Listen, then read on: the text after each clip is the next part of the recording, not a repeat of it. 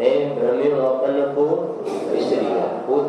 સ્વરૂપને ભૂલીને, જે શ્રીમદજી કહે કે જે સ્વરૂપ સમજ્યા, પોતાને સ્વરૂપને ભૂલીને જીવે આવી આવી જગ્યાએ પરિભ્રમણ કર્યા છે. તો આ બધાનું જ્ઞાન કરીને આ પરિભ્રમણથી પોતે કેવી રીતે ટળે, આમાંથી શિક્ષા તો આપણે એ ગ્રહણ કરવાની છે. ખ્યાલ આવે છે ને કે આ મારો ઇતિહાસ છે અને આ મારો ભવિષ્ય ન બને. એ લખ્યું ને વચનામૃતમાં કે ભવિષ્યનું ચિત્રામણ કેવું કરવું તારા હાથની વાત છે. જેવા ભાવો થશે એ પ્રમાણે આ પ્રમાણે ગતિઓમાં જીવ ચાલ્યો જાય છે. તો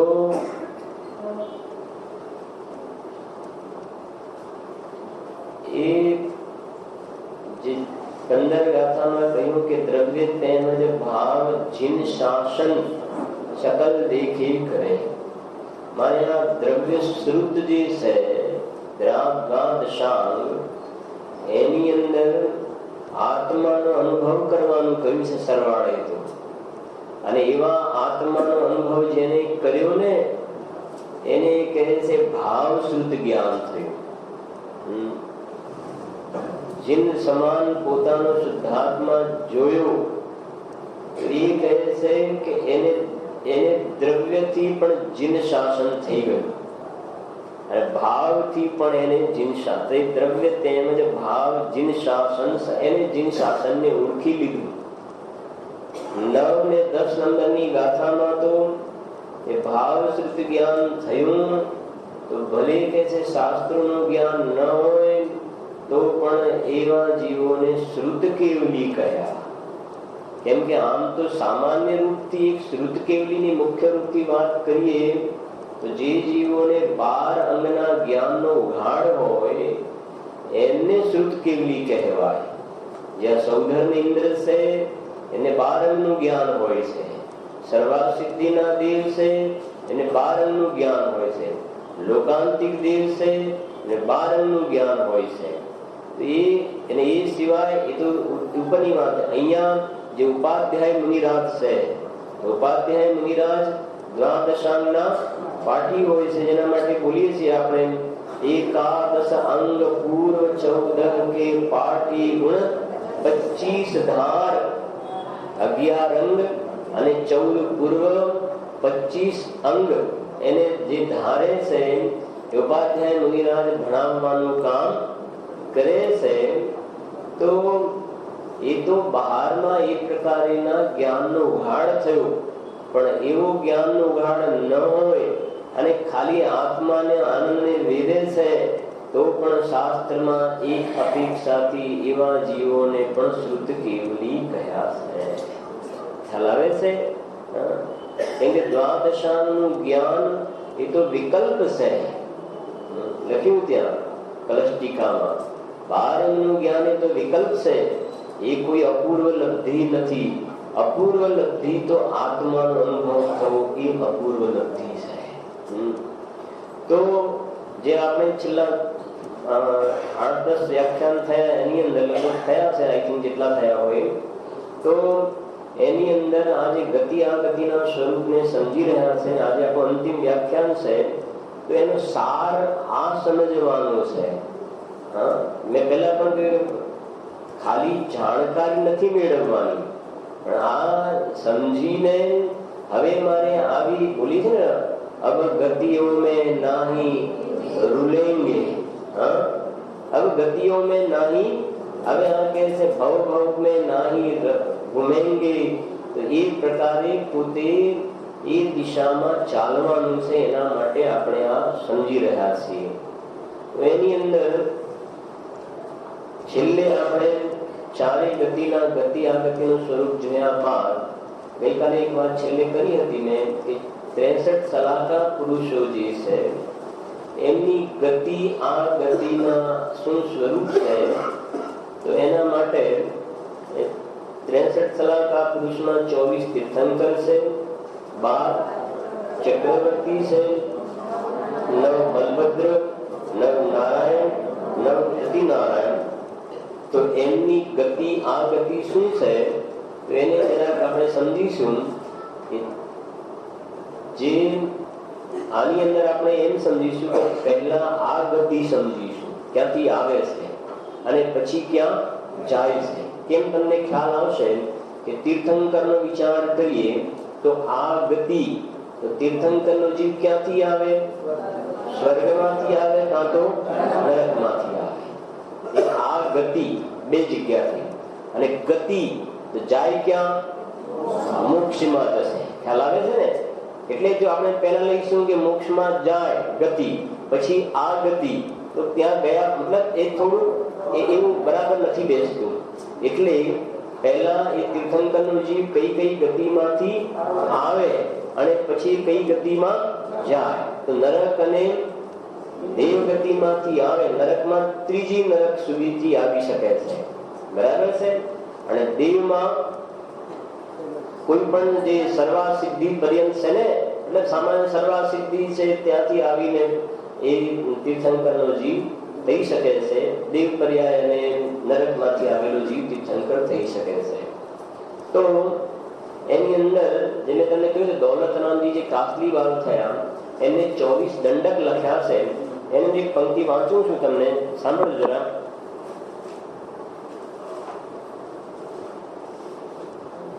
तीर्थंकर की आघति दोय, सुर नरकते आवे सोय. फरी तीर्थंकर की आगति दोय, આવવાની ગતિ કેટલી? બે. સુર નરકતે આવે સોય, સુર અને નરક મેં મતલબ ફેરન ગતિ ધારે જગદીશ. ફેરન ગતિ ધારે જગદીશ માને આ તીર્થંકર હવે ફરી ગતિ ધારણ કરતા. ફેરન ગતિ ધારે જગદીશ, જાય વિરાજે જગ કે શીશ. જાય વિરાજે જગ કે શીશ, લોકના અગ્રભાગમાં જઈને બિરાજમાન થઈ જાય છે. લખો એની અંદર તીર્થંકરમાં લખો, એટલે આ ગતિ લખો. હા, આ ઉપર હેડિંગ 63 સલાકા પુરુષ. હવે એમાં તીર્થંકરનો જીવ, એમાં પછી પેલું આ ગતિ લખો.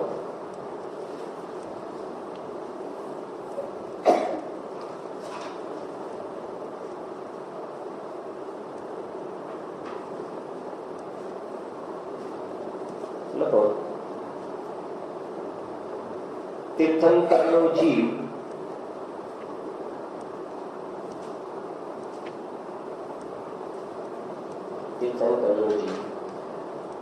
વૈમાનિક દેવ,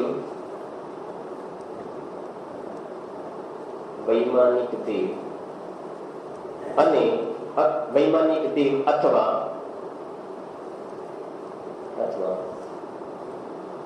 ત્રીજી નરક સુધી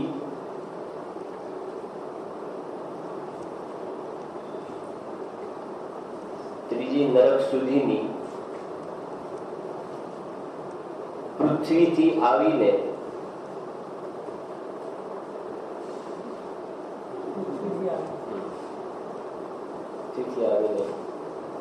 તીર્થંકર થઈ શકે છે.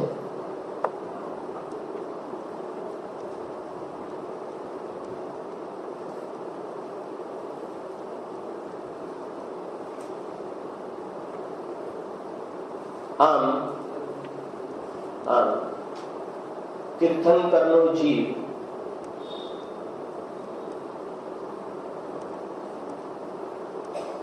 દેવગતિ અને નરક ગતિ એમ બે ગતિમાંથી આવી શકે છે.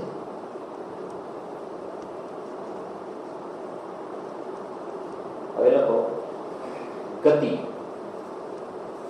આ ગતિની વાત હવે ગતિ એમાં લખો તીર્થંકરનો જીવ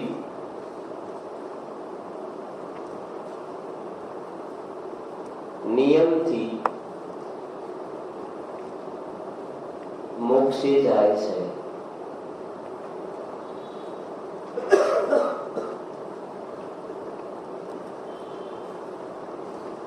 માટે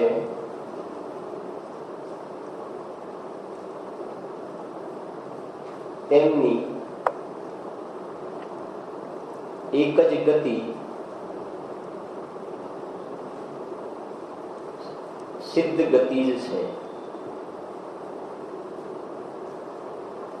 સિદ્ધ ગતિ જ છે.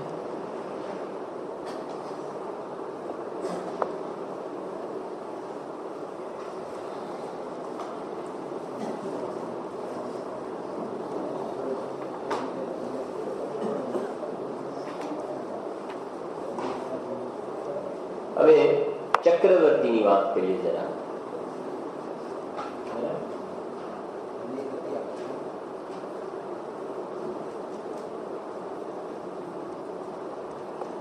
તો જો ચક્રવર્તી ક્યાંથી આવશે? ચાર ગતિમાંથી કઈ ગતિમાંથી ચક્રવર્તીનો જીવ આવે?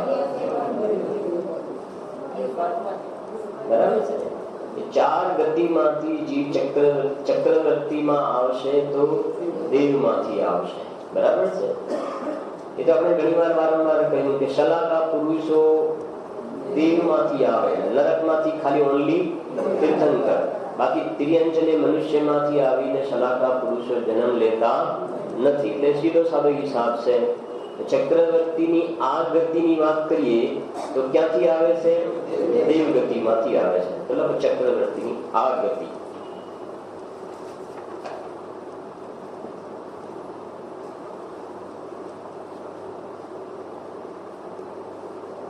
લખો તેઓ એકમાત્ર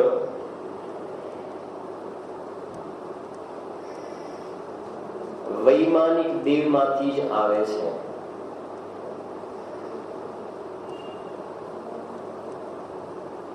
તેઓ એકમાત્ર વૈમાનિક દેવમાંથી જ આવે છે.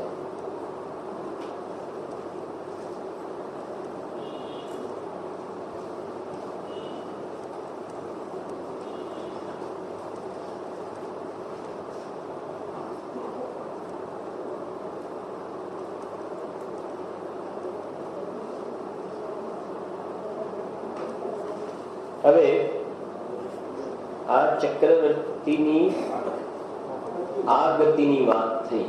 દેવમાંથી જ આવે, વૈમાનિક દેવમાંથી જ આવે છે. બીજેથી આપણો પ્રશ્ન નથી. હવે ચક્રવર્તીની ગતિની વાત કરીએ તો આવ્યા પછી ચક્રવર્તી કઈ કઈ ગતિમાં જઈ શકે? બોલો, કઈ કઈ ગતિમાં જઈ શકે? નરકમાં જઈ શકે ને. શું છે ઉદાહરણ? શુભમ ચક્રવર્તી અને બ્રહ્મદત્ત ચક્રવર્તી. 12 ચક્રવર્તીમાંથી શુભમ ચક્રવર્તી અને બ્રહ્મદત્ત ચક્રવર્તી, 2 ચક્રવર્તી મરીને નરકમાં ગયા. અને ચક્રવર્તી માટે નિયમ છે એ મરીને નરકમાં જશે તો 7મી નરકમાં જ જશે. પહેલી, બીજી, ત્રીજી, ચોથી, પાંચમી, છઠ્ઠીમાં નહીં, 7મી નરકમાં જશે. તો નરકની વાત થઈ. તો ગતિમાં નરકમાં જાય. બીજી કઈ ગતિ લાગે છે તમને? મોક્ષમાં જાય છે. પછી એ સિવાય ક્યાંય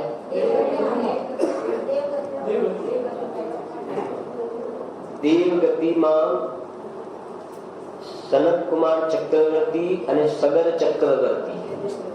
સનતકુમાર ચક્રવર્તી અને સગર ચક્રવર્તી એ બંને દેવ ગતિમાં ગયા, સ્વર્ગમાં. 2 ચક્રવર્તી નરકમાં ગયા, 2 ચક્રવર્તી સ્વર્ગમાં ગયા. અને બાકીના છે ક્યાં ગયા? મોક્ષે ગયા. ચક્રવર્તીની ગતિ 3 છે. એ સ્વર્ગમાં પણ જાય, નરકમાં પણ જાય, સ્વર્ગમાં પણ જાય અને મોક્ષમાં જાય. ક્યાં નહીં જાય?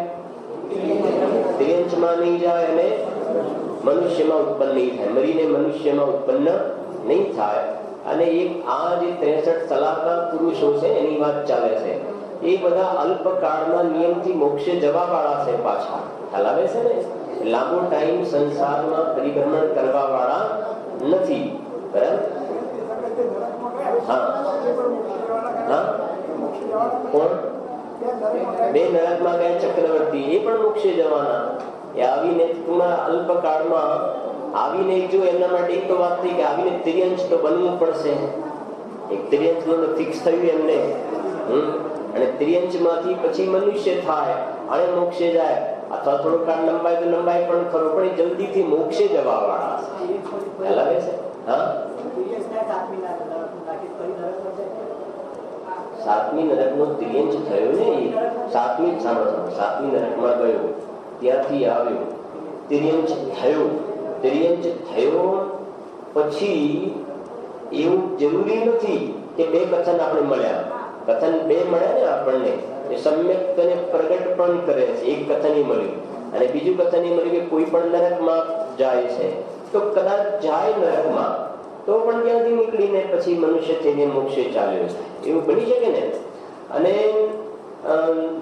મેં તમને એક વખતે કહ્યું હતું કે મનુષ્ય એ તીર્થંકર ને ચક્રવર્તી નજીક મનુષ્ય છે, તો ત્યાંથી ગયો ક્યાં? નરકમાં. નરકમાંથી થશે ત્રિયંશ, અને મનુષ્યની 2 વાર નરક ગતિ લેવી છે તો અહીંયાથી પાછો થશે મનુષ્ય અને પછી જશે. એ પ્રમાણેના ગણિત છે થોડા. તો કહેવાનો ભાવાર્થ ઓવરઓલ એ છે કે એ જીવ ટૂંકમાં અલ્પકાળમાં ચક્રવર્તી સમ્યક દ્રષ્ટિ હોય છે, પણ જયારે નરકમાં જવાની વાત આવે છે ને એ વખતે ચક્રવર્તીનું સમ્યક છૂટી જાય છે, તો નરકમાં જશે. કેમ કે આપણે ભણ્યા કે સમ્યક તો લઈને જવા વાળો નીકળે એ કઈ નરકથી નીચે નહીં જાય? પહેલી નરકથી નીચે નહીં જાય. જે લઈને જાય, લઈને જવાની વાત આવી ને તો ક્ષાયિક જશે અથવા કૃતકૃત્ય વેદક લઈને જશે. તો આ તો ચક્રવર્તી કઈ નરકમાં જાય છે? સાતમી. એનો મતલબ સમ્યક તો શું થાય છે? એને છૂટી જાય. જો આ તમને આના જવાબ મળતા થયા ને ભણે એનો ઉપયોગિતા. હા, સાતમી નરકમાં જાય એનો મતલબ એ તો ફિક્સ થઈ ગયું કે એને સમ્યક તો શું થાય છે? છૂટી જશે. અને છૂટી ગયું ને એટલે એ ત્યાં જશે અને એ પ્રમાણે બને છે ને. તો સાતમી નરકમાં પણ સમ્યક તો પ્રગટ કરી શકે, પણ સાતમી નરકનો નિયમ છે કે નીકળતી વખતે સમ્યક તો ગમન થઈ જાય છે. ગમન થઈ જાય છે. હા, શાહિદ તો પહેલીથી નીચે પ્રશ્ન નથી, ખ્યાલ આવે છે. પણ એ જીવ એ કરી લેશે કામ પોતાનું. ખ્યાલ આવે છે કે નહીં? હા, 63 સલાહકા પુરુષો જે છે એ અલ્પકાલમાં મોક્ષે જવા વાળા હોય છે. એ એક તો જો આ તો છે તીર્થંકરના જીવની વાત, ચક્રવર્તી છે તો ચક્રવર્તીનું પુણ્ય જ સમ્યક દ્રષ્ટિને બંધાય છે. મિથ્યા દ્રષ્ટિને ચક્રવર્તીનું પુણ્ય જ નથી બંધાતું. એ જે ચક્રવર્તી થાય ત્યાંથી આવ્યો ને, સ્વર્ગમાંથી આવ્યો તો એ જાતિનું ચક્રવર્તીત્વનું પુણ્ય લઈને આવે છે. મિથ્યા દ્રષ્ટિને એવા ઊંચા પુણ્યનો બંધ થતો નથી. તો ચક્રવર્તીને તીર્થંકરનો તો ખ્યાલમાં છે. બલભદ્ર નારાયણ પ્રતિનારાયણ નું કેવી રીતનું છે જોઈશું આપણે. બરાબર છે. મોક્ષે તો જશે, મોક્ષ નો પ્રશ્ન નથી.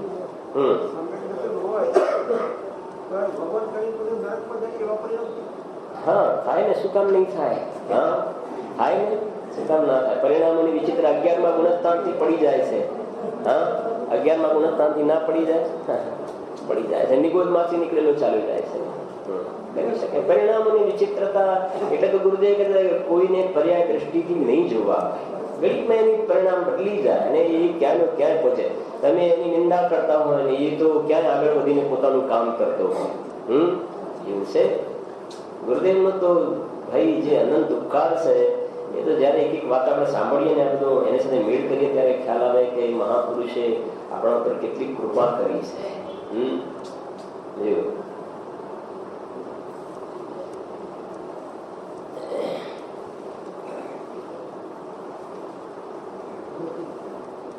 ગતિમાં લખો ચક્રવર્તી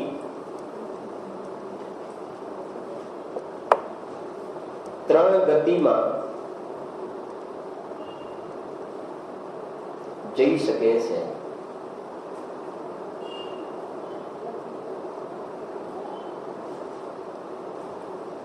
નીચે લખો નંબર 1 નરકમાં. તમે લખજો જેમ કે શુભોમ અને બ્રહ્મદત્ત. જેમ કે શુભોમ અને બ્રહ્મદત્ત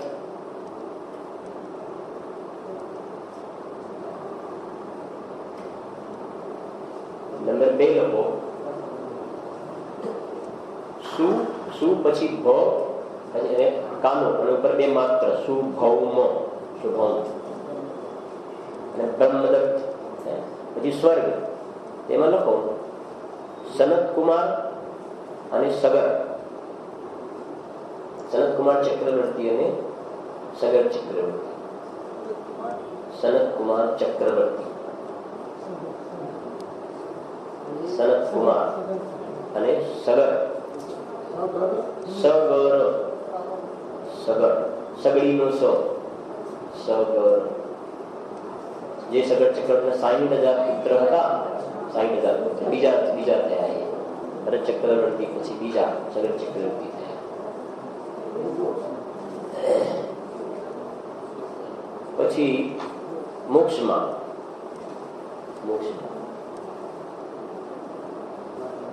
બાકીના 8 ચક્રવર્તી શાંતિના કુંથુના હરના એ પણ ચક્રવર્તી હતા ને.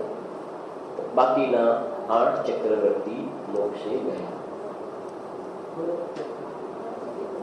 ભરત ચક્રવર્તી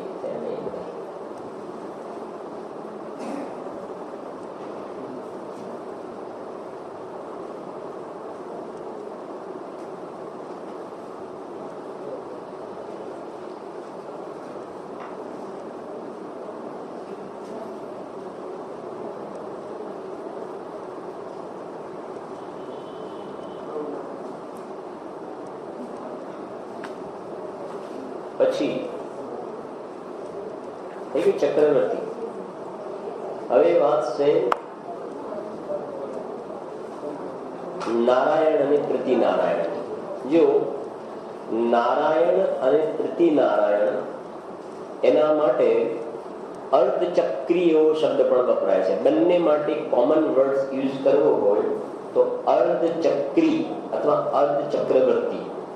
ચક્રવર્તી 6 ખંડને જીતે છે અને અર્ધચક્રી 3 ખંડને જીતે છે. એક આર્યખંડ અને બાજુના 2 મલિચ વિજયા પર્વતને પેલી બાજુના પ્રદેશોને નથી જીતતો. તો 3 ખંડ સુધી અર્ધચક્રી હોય છે.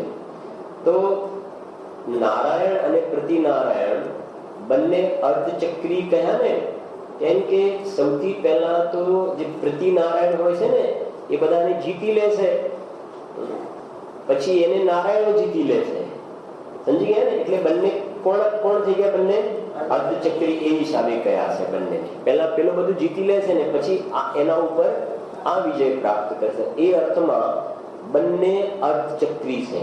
નારાયણ, જો નારાયણ અને પ્રતિનારાયણ અથવા એને વાસુદેવ અને પ્રતિવાસુદેવ એમ પણ કોઈ જગ્યા કહે. વાસુદેવ ને પ્રતિવાર અથવા નારાયણ અને પ્રતિનારાયણ. અને એ બંને વચ્ચે હંમેશા લડાઈ થાય. નારાયણ અને પ્રતિનારાયણ વચ્ચે લડાઈ થાય છે. વર્તમાનમાં રાવણ અને લક્ષ્મણ, તો લક્ષ્મણનો જીવ નારાયણ, તો રાવણનો જીવ પ્રતિનારાયણ. એમ શ્રી કૃષ્ણનો જીવ નારાયણ અને જરાસંઘનો જીવ પ્રતિનારાયણ. તો નારાયણ અને પ્રતિનારાયણ વચ્ચે યુદ્ધ થાય છે. બરાબર છે? અને એમની ગતિ આ ગતિની વાત ચાલે છે. તો ગતિ પેલી આ ગતિ, તો આ જીવો આવે છે ક્યાંથી? ઇનકમિંગ સલાકા પુરુષ એટલે આવશે ક્યાંથી? દેવમાંથી આવશે. પણ એ વાત કરી હતી કે એમાં એક વાત એટલી છે કે દેવમાંથી આવશે ને, પણ એ નીચે આવશે તો વૈમાનિકમાંથી, ભવંતરિકમાંથી પ્રશ્ન નથી, પણ એ ઉપર 9ની ગ્રેવિયક સુધીથી જ ઉપર 9 અનુદિશ અને પેલા 5 અનુત્તર વિમાન છે ત્યાંથી નહીં આવે. કેમ કે ત્યાંથી આવવા વાળા છે ને એ ત્યાંથી આવીને કાં તો મોક્ષે કાં તો એક ફરીથી મનુષ્યનો ભાવ ધારણ કરીને મોક્ષે જવા વાળા છે. પણ એ ઉપરના 9 અનુદિશ અને 5 અનુત્તર વિમાન એ 14 થયા કુલ. એ ત્યાંથી આવવા વાળા જીવ નરકમાં જતા નથી. એટલે નારાયણ અને પ્રતિનારાયણ વૈમાનિકમાં પણ ક્યાં સુધી મર્યાદા? 9ની ગ્રેવિયક સુધીની મર્યાદા છે. તો લખો નારાયણ અને પ્રતિનારાયણની આ ગતિ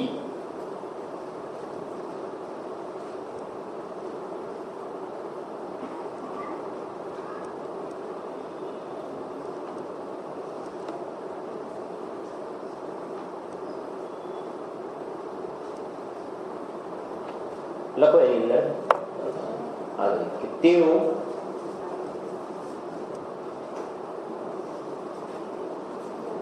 વૈમાનિક માંથી આવે છે.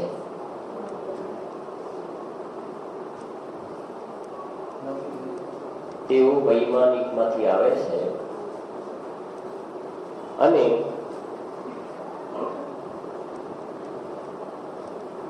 વૈમાનિકમાં પણ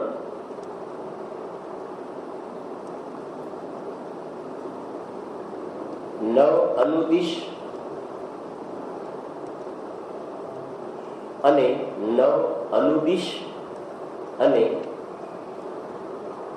5 અનુત્તર માંથી આવતા નથી.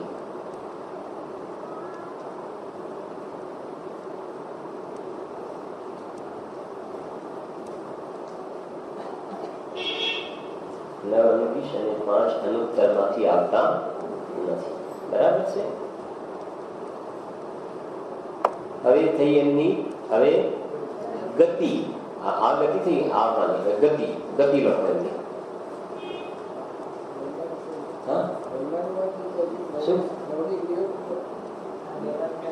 થઈ ગયું? ગતિ લખો તો તેઓ વૈમાનિક એટલે છેક સર્વાત સિદ્ધિ સુધી બધા વૈમાનિક કહેવાય.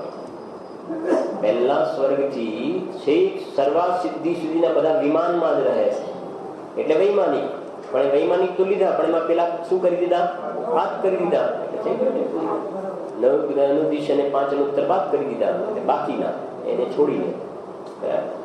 હવે લખો ગતિ. તેઓ નિયમથી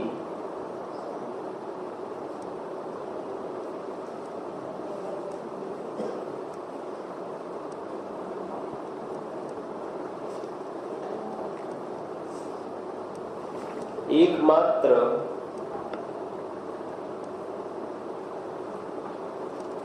નરક ગતિમાં જાય છે.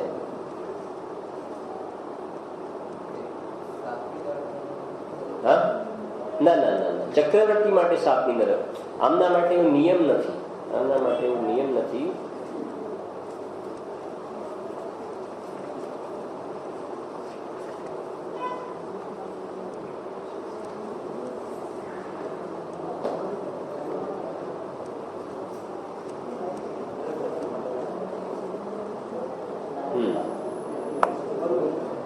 હવે બલભદ્ર. બલભદ્ર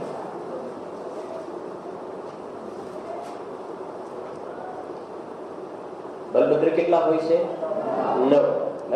તીર્થંકર કેટલા? 24. બલભદ્ર 9. તો નારાયણ પ્રતિનારાયણ 9 નારાયણ પણ 9, પ્રતિનારાયણ પણ બલભદ્ર પણ 9. બલભદ્ર પણ 9. એમની આ ગતિ ક્યાંથી આવે છે? ક્યાંથી? દેવ ગતિમાં. અને વૈમાનિક થી લઈને છેક ઉપરથી પણ આવી શકે છે. આના માટે વૈમાનિક થી લઈને સર્વાત સિદ્ધિ ટૂંકમાં વૈમાનિક માંથી આવે છે આ ગતિ. તો લખો આ ગતિ.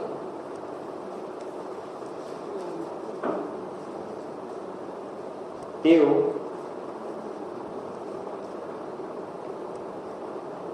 વૈમાનિક દેવમાંથી જ આવે છે.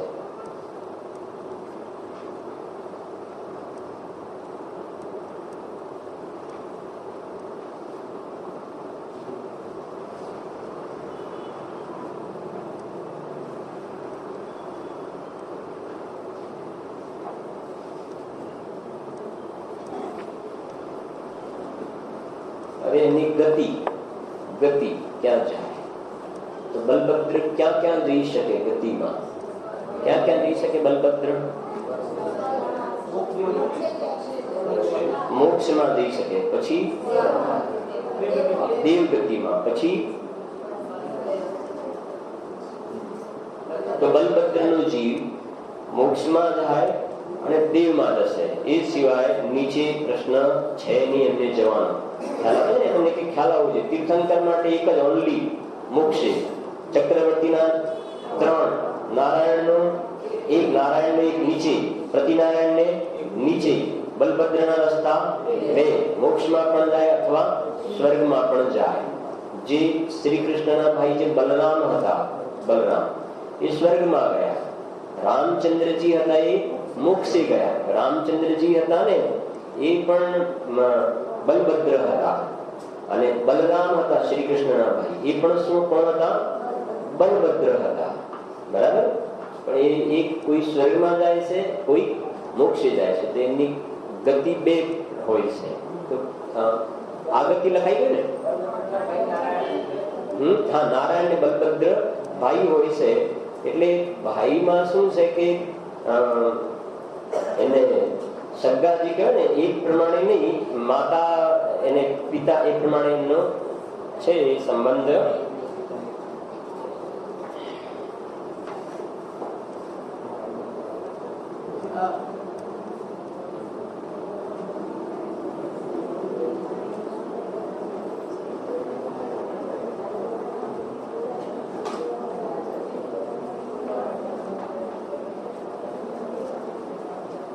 માતા અલગ હોય છે, પિતા એક હોય છે. જેમ રામચંદ્રજીના પિતા દશરથ, લક્ષ્મણના પિતા પણ દશરથ, પણ લક્ષ્મણના માતાનું નામ કૈકેયી. લક્ષ્મણના માતાનું નામ કૈકેયી. હા, રામચંદ્રજીની માતાનું નામ કૌશલ્યા, લક્ષ્મણની માતાનું નામ સુમિત્રા. સુમિત્રા. કૈકેયી તો ભરતની, બરાબર. સુમિત્રા, બરાબર. હનુમાન કામદેવમાં આવશે. એ કામદેવ બધા નહીં, હનુમાન કામદેવમાં આવશે. એ અલગ આવશે. આપણે 169 લખીશું ને એની અંદર આવશે. અત્યારે આપણે સલાહકાર પુરુષોની વાત કરી રહ્યા છીએ, બરાબર. તો શું લખ્યું આપણે? બલભદ્રની ગતિ લખાઈ ગઈ. આ ગતિ લખાઈ ગઈ. બલભદ્રની ગતિ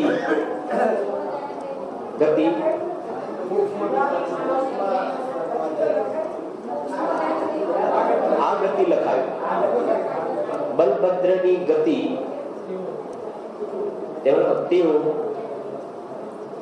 તેઓ સ્વર્ગમાં અને મોક્ષમાં જઈ શકે છે. તેઓ સ્વર્ગમાં અને મોક્ષમાં જઈ શકે. સ્વર્ગ કહેતા તમારે સીધો રસ્તો એટલે ભવંતરી ઉડી જાય છે. સ્વર્ગ કહેતા તો ભવંતરી નીકળી ગયું તમારે. સ્વર્ગ લખો, વૈમાનિક લખો, વસ્તુ એક છે.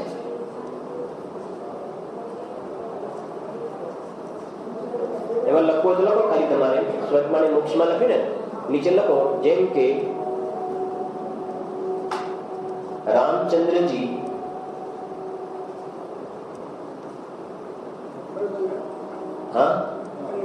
રામચંદ્રજી મોક્ષમાં ગયા. હા, આ બલભદ્રની જ વાત ચાલે છે ને. જેમ કે રામચંદ્ર મોક્ષમાં ગયા અને બલરામ સ્વર્ગમાં ગયા.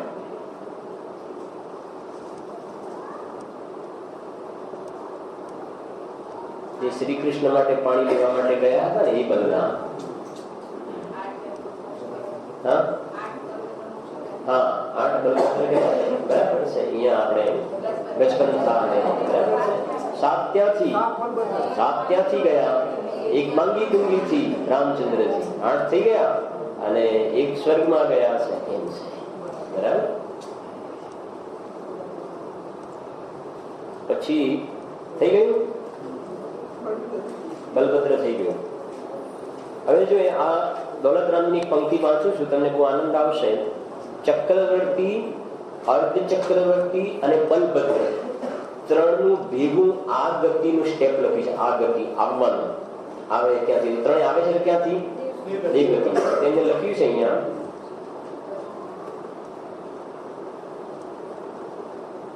ચક્રી અર્ધ ચક્રી વાહલી સ્વર્ગ લોકતે આવે બલી. ચક્રી અર્ધ ચક્રી, નારાયણ પ્રતિ નારાયણ. ચક્રી અર્ધ ચક્રી વાહલી, હલી ને હળદર એટલે બલભદ્ર. સ્વર્ગ લોકતે આવે બલી. इनकी आगति एक ही कही. इनकी आगति एक ही कही. अब सुनिए आ गति जुकही। तो હવે આ ગતિ કહીને હવે એમની ગતિ કહેશે. ચક્રવર્તીનું ગતિનું વર્ણન કરે છે. ચક્રી કી ગતિ તીન બખાન, સ્વર્ગ નરક और मोक्ष सुथान, तपधारे तो सुर शिव जाय, मरे राज में नरक लहाय. થઈ ગયું ને? તપ કરે તો સ્વર્ગમાં અને મોક્ષમાં જાય, અને મરે રાજ में તો નરકમાં જાય. હવે સ્વર્ગમાં ગયેલા ચક્રવર્તીને બલભદ્રની વાત કરે છે. આખિર પાવે પદ નિર્વાણ, પદવીધર ये पुरुष प्रधान, बलभद्रन की दोय गति, सुर जाय के हैं शिवपति. દેવમાં જાય અથવા મોક્ષમાં જાય છે. એ પ્રમાણે થઈ ગયા બધા? બાકી રહ્યા કોઈ? થઈ ગયા ને? હવે 169 મહાપુરુષનું નામ લખી દો એટલે પૂરું થઈ જાય. પછી આપણે જોવું છે થોડું.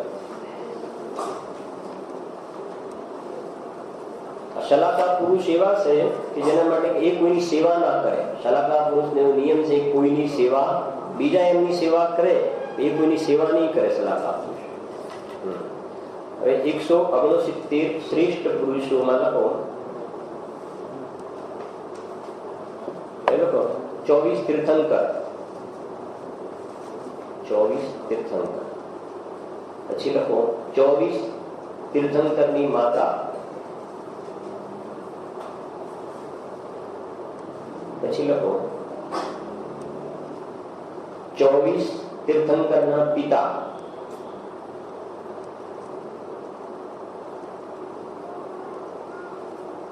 પછી લખો 24 કામદેવ. 24 કામદેવ. પછી લખો 12 ચક્રવર્તી.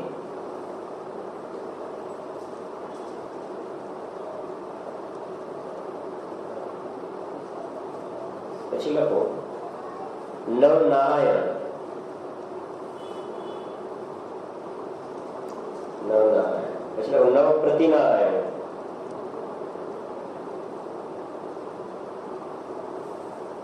પછી 9 બલભદ્ર.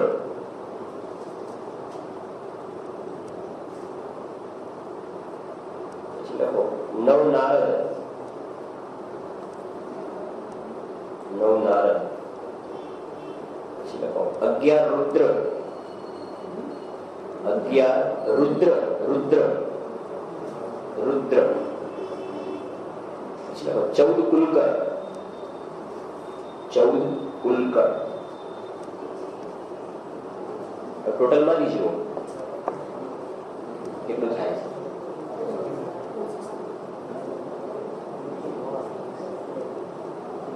બરાબર છે? 169.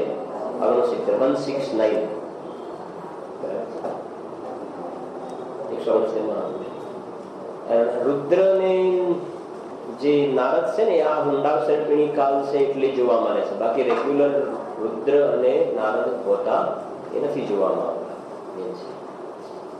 એ બધાની પર સ્ટોરી છે બધી આખી, પણ આપણી પાસે અત્યારે સમય નથી જતા એની અંદર છે બધાને. કુલકર વગેરેનું પણ નાવીરા છેલ્લા તીર્થ ઋષભદેવના પિતા છેલ્લા નાવીરાના છેલ્લા કુલકર થયા. પહેલા કુલકર પ્રતિશ્રુતિ.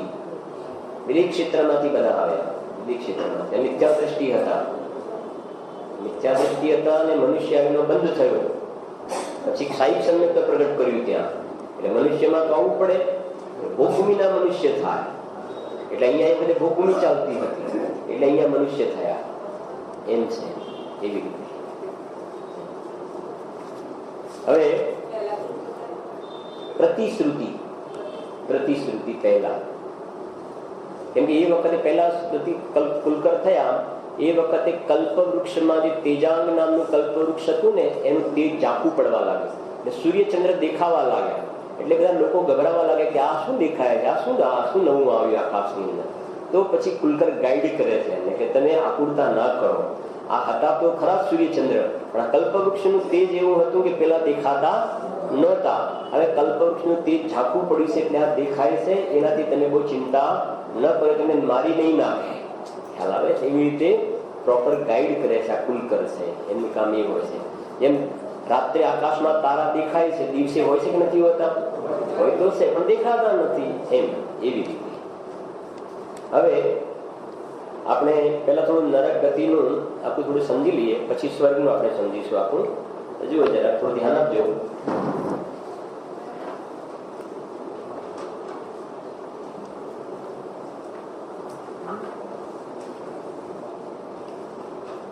નરક ગતિનું છે ને, તમે થોડું સમજશો ને એટલે સ્વર્ગનું થોડું સહેલું લાગશે.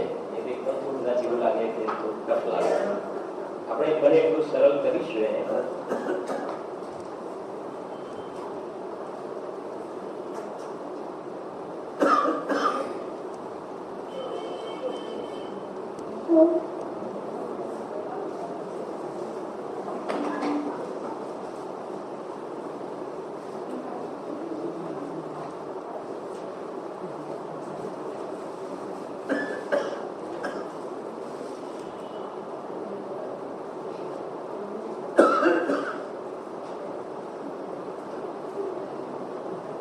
સાત નરક થઈ ગયા, બરાબર છે?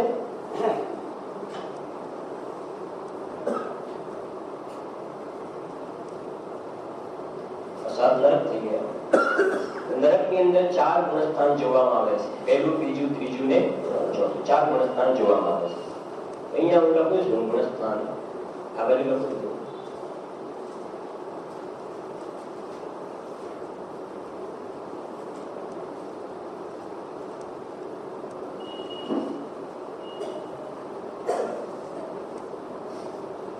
નરકની અંદર 4 ગુણસ્થાન છે. દરેક નરકની અંદર સાથે 7 નરકમાં 4 ગુણસ્થાન જોવામાં આવે છે.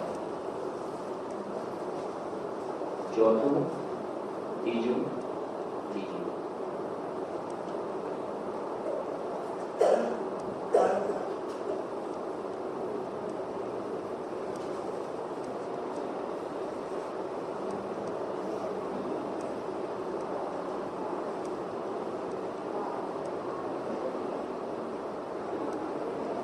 ચોથું, ત્રીજું ને બીજું. બરાબર? હવે પહેલા વિશે આપણે તમને કહ્યું હતું કે એક તો તમારે ખાસ સમજવાનું છે કે નરકની અંદર જેમ જેમ નરકોમાં નીચે જઈએ એમ એમ નારકીઓની સંખ્યા ઓછી થતી જાય છે. સૌથી વધારે સંખ્યા નારકીઓની કયા નરકમાં છે? પહેલા નરકમાં. બાકીના નરકોની અંદર નારકીઓની સંખ્યા ઘણી ઓછી છે. તમે કહ્યું પણ તો આનું દ્રષ્ટાંત આપને સમજાવ્યું કે આને તમે શું સમજો? કહ્યું હતું ને, આને તમે એક જગત શ્રેણી સમજો. શું સમજો? આને જગત શ્રેણી સમજો, ખાલી જગત શ્રેણી. તો પહેલી નરકને છોડી અને બાકીના નરકોમાં નારકીઓની સંખ્યા આ જગત શ્રેણીનો અસંખ્યાતનો ભાગ છે. એટલા નારકીઓ છે. જ્યારે ઉપર પહેલી નરકમાં આવી એક જગત શ્રેણી, બીજી, ત્રીજી, ચોથી એવી અસંખ્યાત જગત શ્રેણી, એટલા નારકીઓ પહેલી નરકમાં છે. વધારે ત્યાં છે. એ કયું પણ હતું જો તમને ખબર? 7મી નરકમાં એક નારકીનો જન્મ થાય, એ વખતે 6ઠીમાં એના કરતા સંખ્યાત ગણા જન્મ થઈ જાય છે. અને એ વખતે 5મીમાં એના કરતા પણ સંખ્યાત ગણા, ચોથીમાં એના કરતા સંખ્યાત ગણા, ત્રીજીમાં એના કરતા, બીજીમાં એના કરતા, પહેલીમાં એના કરતા પણ સંખ્યાત ગણા જન્મ થાય છે. બરાબર છે? એટલે આ એક તો તમને ખાસ ખ્યાલ હોવો જોઈએ કે ક્યાં કોની સંખ્યામાં વધઘટ છે, તો એકદમ તમને ક્લિયર રહેશે વાત. એની અંદર જો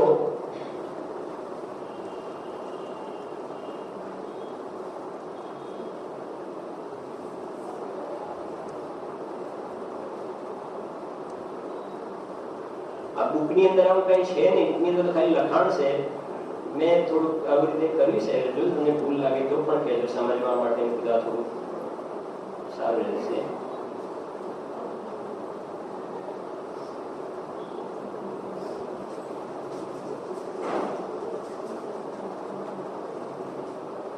તો તમે ડ્રો કરતા નહીં, પછી કરજો.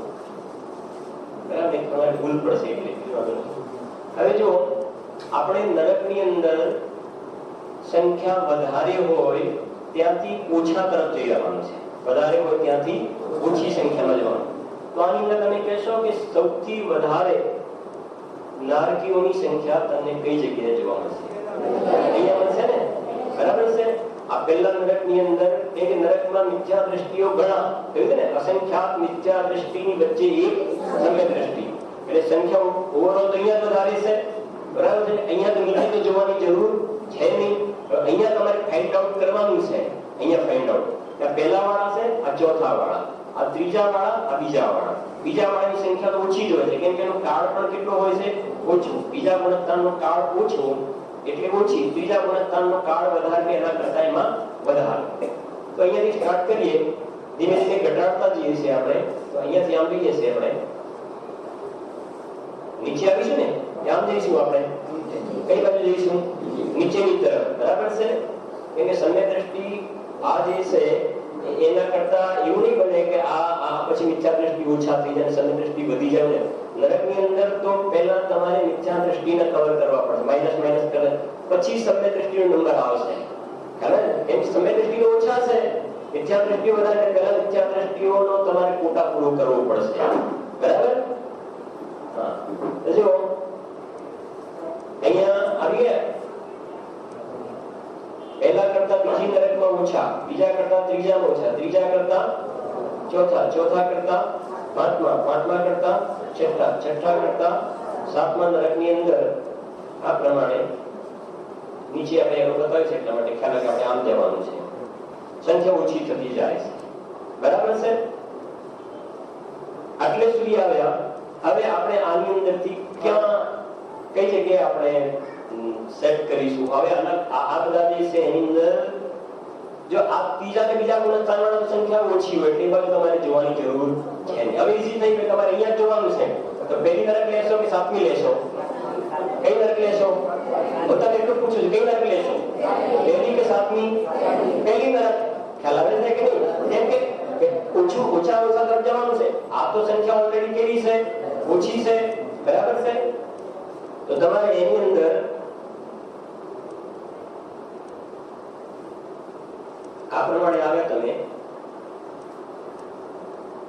અહીંયા આવી ગયા, બરાબર છે. એના કરતા આ સંખ્યા ઓછી છે, હું કન્ફર્મ કરી લઉં. બરાબર છે. કેમ કે ઓવરઓલ મેં કહ્યું અહીંયા અસંખ્યાત જગત શ્રેણી છે, એટલું સમજી લો. એટલે લોટ પુષ્કળ છે, એના પર તમને આઈડિયા હોવો જોઈએ. આ ચોથા વાળા કરતા ત્રીજા વાળાની સંખ્યા ઓછી, એના કરતા બીજા વાળાની સંખ્યા ઓછી. પછી હવે અહીંયાથી શું કર્યું? અહીંયા આવીશું, ચાર ઉપર કે બે ઉપર? ચાર ઉપર આવીશું. ખ્યાલ આવે છે? બે ઉપર નહીં આવે, નહીં તો ઊંધું થઈ જશે. બે કરતા ત્રણ ની સંખ્યા શું થઈ જશે? વધી જશે. એટલે આપણે આમ આવીશું,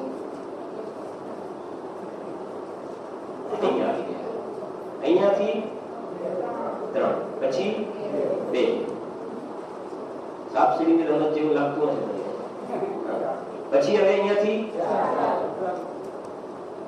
4, 3, 2, પછી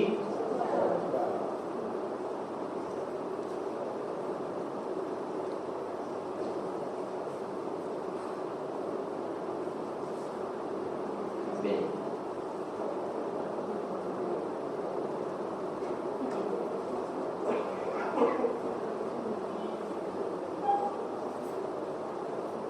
બરાબર છે?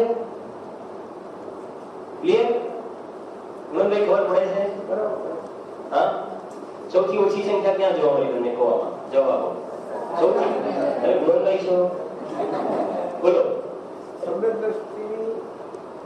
આની અંદર સૌથી ઓછી સંખ્યા તમને ક્યાં જોવા મળી? જે આપણે મેપ બનાવ્યો અને સૌથી ઓછી સંખ્યા આમાં સીટ તમને મળી જવી જોઈએ. તમે બધા બતાવો ખાલી ઓછી સંખ્યા.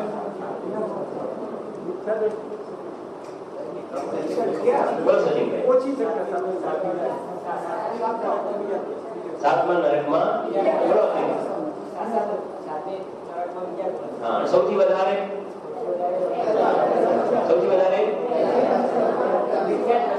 પહેલા નરકમાં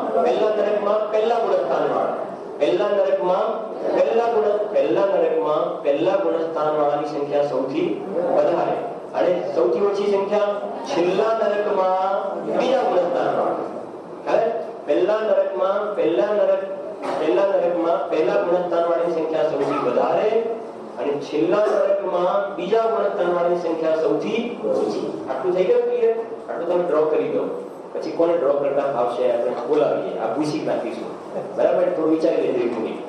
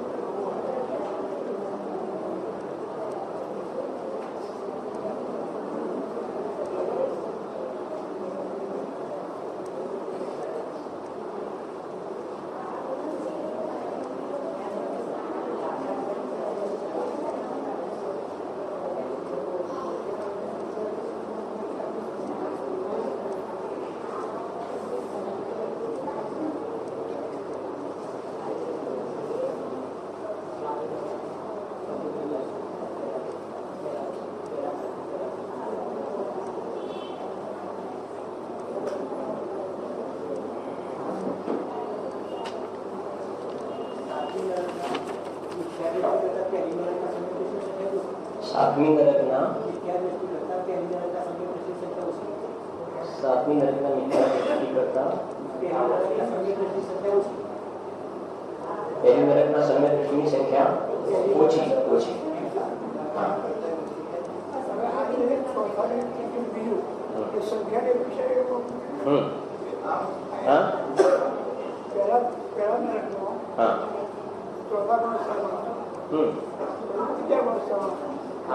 ચાર 3 લખ્યા 2 લખ્યા ને ગુણસ્થાન બતાવે છે. હા, ઓછી આપણે ઓછી સંખ્યા થતી જાય છે.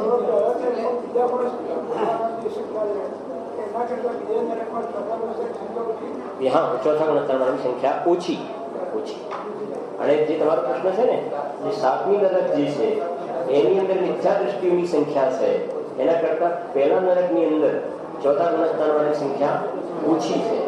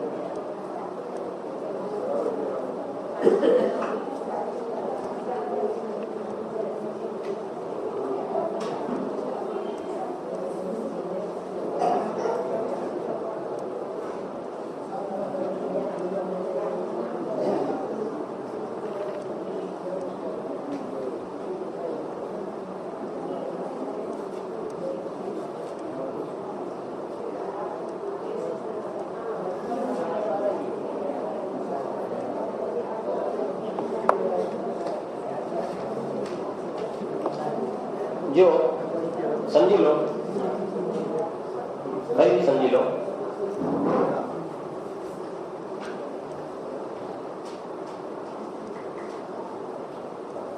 સાત નરક છે, બરાબર છે. એની અંદર એક તો પહેલો નિયમ એ છે કે જેમ જેમ નીચે જઈએ એમ નારકીઓની સંખ્યા ઘટતી જાય છે, બરાબર. હવે આપણે અહીંયા પહેલા મિથ્યા ગુણસ્થાનથી ચાલુ કર્યું તો પહેલું નરક, બીજું, ત્રીજું, ચોથું, પાંચમું, છઠ્ઠું, સાતમું. સાતે નરકમાં પહેલા ગુણસ્થાનની સંખ્યા ક્રમશઃ શું થઈ? ઘટતી ગઈ, બરાબર છે. હવે એના પછી સીધા આપણે આવી ગયા પહેલા ગુણસ્થાનમાં પાછા, બરાબર છે. પહેલા નરકમાં અહીંયા હવે સાતમી નરકમાં હતા તો સાતમી નરકમાં મિથ્યા દ્રષ્ટિની સંખ્યા આપણને મળી ગઈ. સાતમી નરકમાં મિથ્યા દ્રષ્ટિની સંખ્યા મળી પહેલા ગુણસ્થાનમાં. હવે અહીંયા સાતમી નરકમાં જે મિથ્યા દ્રષ્ટિ જીવો છે એના કરતા એના પછી ઓછા વાળો નંબર કોણ આવશે તો તમારે લેવું પડશે પહેલી નરકમાં ચોથા ગુણસ્થાન વાળા. સમજો, તમે અહીંયાથી અહીંયા આમ જશો ને, આમ જશો તો પછી ઉપર તો સંખ્યા શું થતી જાય છે? વધતી જાય છે. ઉપર તો સંખ્યા વધતી જાય છે ઓલરેડી. એટલે તમારે પહેલા ક્યાં આવવું પડશે? અહીંયા ઉપર આવવું પડશે, કેમ કે ઉપરથી સંખ્યા નીચે ઘટતી જાય છે. સંખ્યા ઉપરથી નીચે ઘટતી જાય છે, બરાબર. અને મિથ્યા દ્રષ્ટિને સાઈડમાં એટલા માટે રાખ્યા આપણે કે મિથ્યા દ્રષ્ટિનો લોટ બહુ છે કે જેમ આમ આપણે ગોઠવ્યું 4 3 ને 2 એમ ગોઠવ્યું એમ આપણે 1 2 3 4 ગોઠવ્યું તો કેટલું સહેલું થઈ જાય, જલ્દી આવડી જાય. આવડવાનું એવી રીતે થોડું આવડવાનું છે, ખ્યાલ આવે છે. આમ તમે ગોઠવી દો જેમ 4 3 2 એમ પછી મૂકી દો કે પહેલા કરતા ચોથા વાળાની ઓછી, પછી ત્રીજા બીજાની, એમ નહીં, એવી રીતે નહીં. હા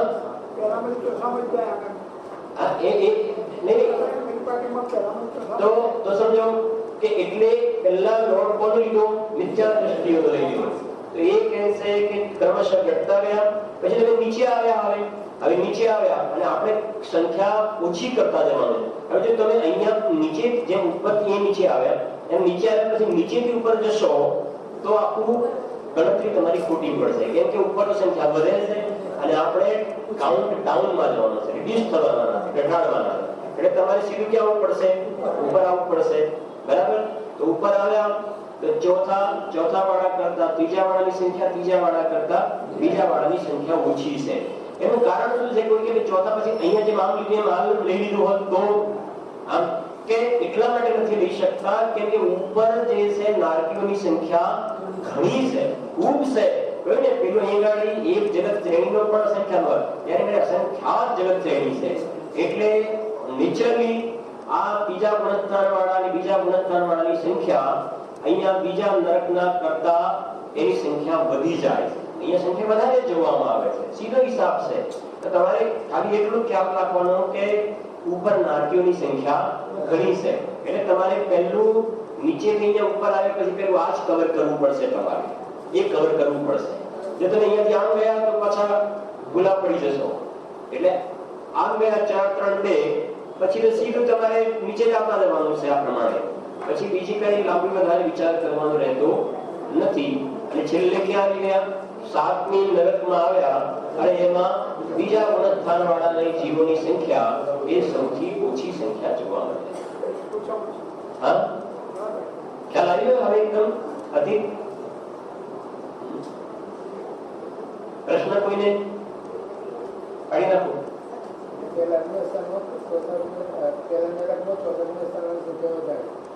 હા, એ તો થઈ ગયું. પહેલા નરકમાં પહેલા નરકની અંદર ચોથા ગુણસ્થાન વાળાની વધારે, એના કરતા અહીંયા ઓછી, એના કરતા અહીંયા ઓછી, એના કરતા અહીંયા ઓછી, એના કરતા અહીંયા ઓછી, એના કરતા અહીંયા ઓછી. સીધી વાત છે, બરાબર છે. આમ તમે જો ખાલી તમે જો જસ્ટ સાંભળો જરા ધ્યાન જો બરાબર. આ પહેલા ગુણસ્થાન વાળાની વાત કરી ને ગાડી ક્રમશઃ ઘટતા ગયા. ખાલી ગાડી પર્ટિક્યુલર ચોથું ગુણસ્થાન પકડશો ને, ખાલી ચોથું તો પણ ઘટતી જશે. ત્રીજા વાળાની ગણો તો પણ ઘટતું, બીજા વાળાની ગણો તો પણ ઘટતું. અને આમ લો, આમ એના એક નરકની વાત કરો, એના નરકમાં તો ચોથા કરતા ત્રીજાની ઓછી, એના કરતા બીજાની પછી તમે નીચે આવો, બરાબર છે. એ બરાબર.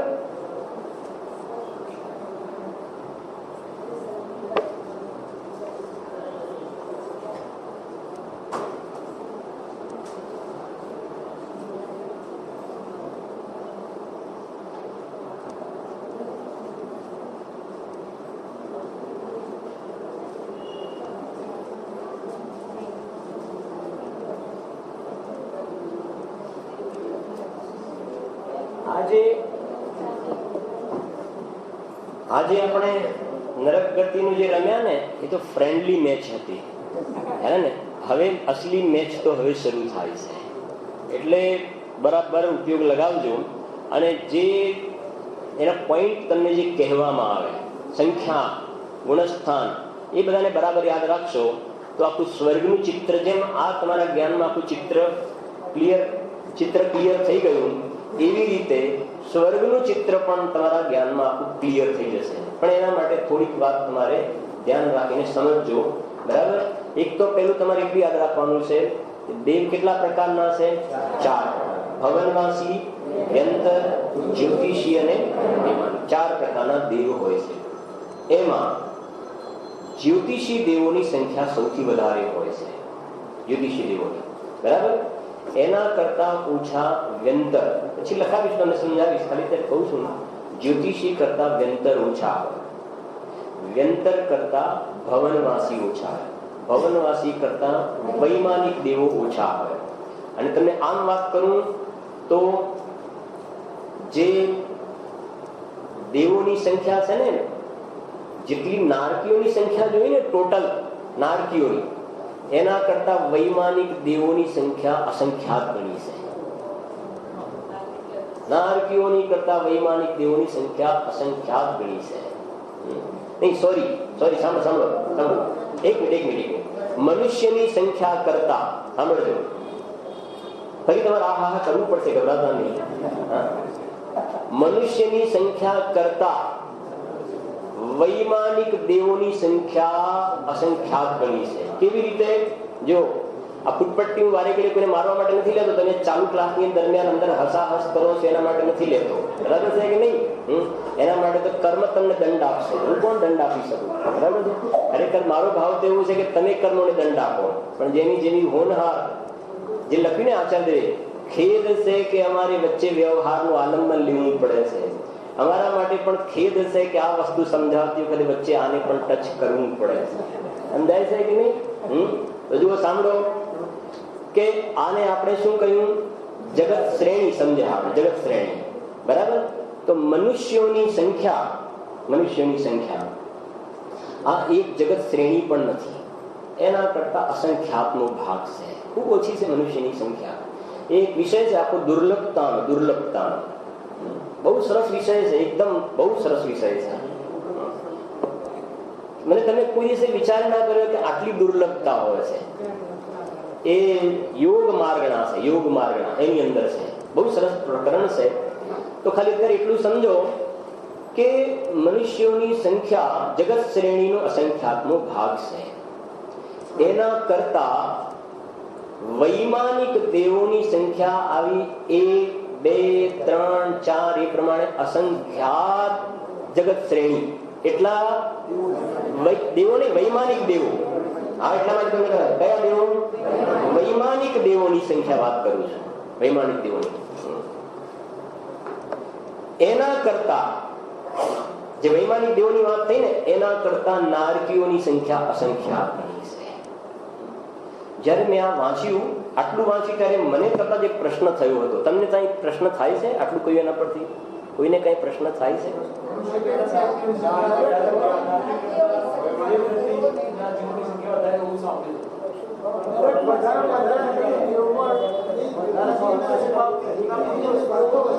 કાલે મેં કહ્યું હતું, જો ખ્યાલ હોય તો, કે જીવ એકવાર મનુષ્ય ભવ ત્યારે મળે કે એની સામે અસંખ્યાત ભવ કોના કરે? નરકના. અને એના કરતા અસંખ્યાત ભવ કોના કરે? દેવના. બરાબર. તો પેલા નરક લીધું ને પછી એના કરતા અસંખ્યાત ગણા દેવના લીધા. હવે તમે જે ગણતરી કરાવો છો એની અંદર મનુષ્ય કરતા પેલા કોને લીધા? દેવ. એના કરતા અસંખ્યાત ગણા કોને લીધા? નારકી. તો આ ગડબડ થાય છે. તો પછી જોયું ત્યારે ખ્યાલ આવ્યો કે આ તો વૈમાનિક ની વાત કરી છે. ખ્યાલ આવે છે ને? હવે જો નારકીઓની સંખ્યા એના કરતા અસંખ્યાત ગણી વધારે. એ નારકીઓની સંખ્યા કરતા ભવનવાસી દેવોની સંખ્યા અસંખ્યાત ગણી વધારે. આ બધા જે નારકી ટોટલ છે એના કરતા ભવનવાસી દેવોની સંખ્યા અસંખ્યાત ગણી વધારે. એના કરતા વ્યંતરોની સંખ્યા અસંખ્યાત ગણી વધારે. અને એના કરતા 81,000 કરોડ એટલા ગણી જ્યોતિષી દેવોની સંખ્યા છે. ખ્યાલ આવે છે કે નહીં? જ્યોતિષી દેવોની સંખ્યા પછી બોલ્યા કહ્યું. હા, હવે ઓવરઓલ તમે જો બધા દેવોની સંખ્યા નારકીઓ કરતા વધી ગઈ ને. આવે નારકી કેમ કે નારકી પછી પેલા 3 દેવ તો પછી લીધા અનિલભાઈ.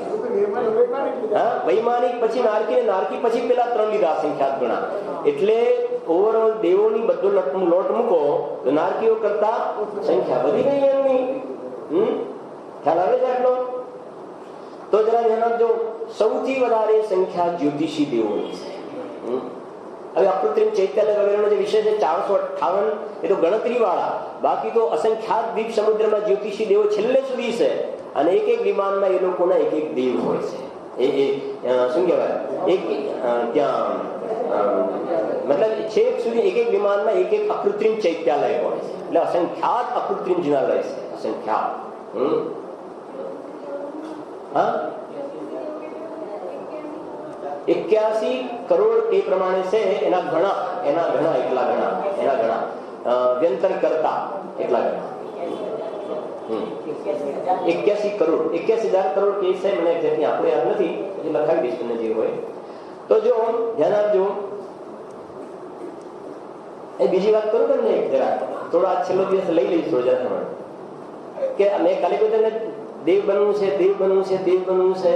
આ જે દેવો દેખાય છે ને, જ્યોતિષીની વાત આપણે તમને કહું કે જે જ્યોતિષી દેવ છે ને, એને ચલાવવા વાળા આભિયોગ્ય નામના દેવ, આભિયોગ્ય નામના દેવ, હલકા દેવ, કિલ્વિશર ને આભિયોગ્ય નામ, એ દેવોનું કામ, એ આભિયોગ્ય નામના દેવોનું કામ આવે. સૂર્ય ને ચંદ્ર જે છે ને, તો ખાલી સૂર્ય વિમાનમાં 16,000 આભિયોગ્ય દેવો છે.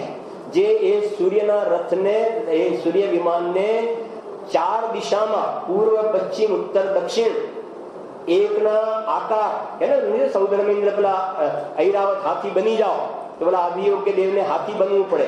એમ એ દેવોને 4,000 દેવો સિંહનો આકાર ધારણ કરે છે, 4,000 દેવો હાથીનો, 4,000 દેવો ઘોડાનો અને 4,000 દેવો બળદ.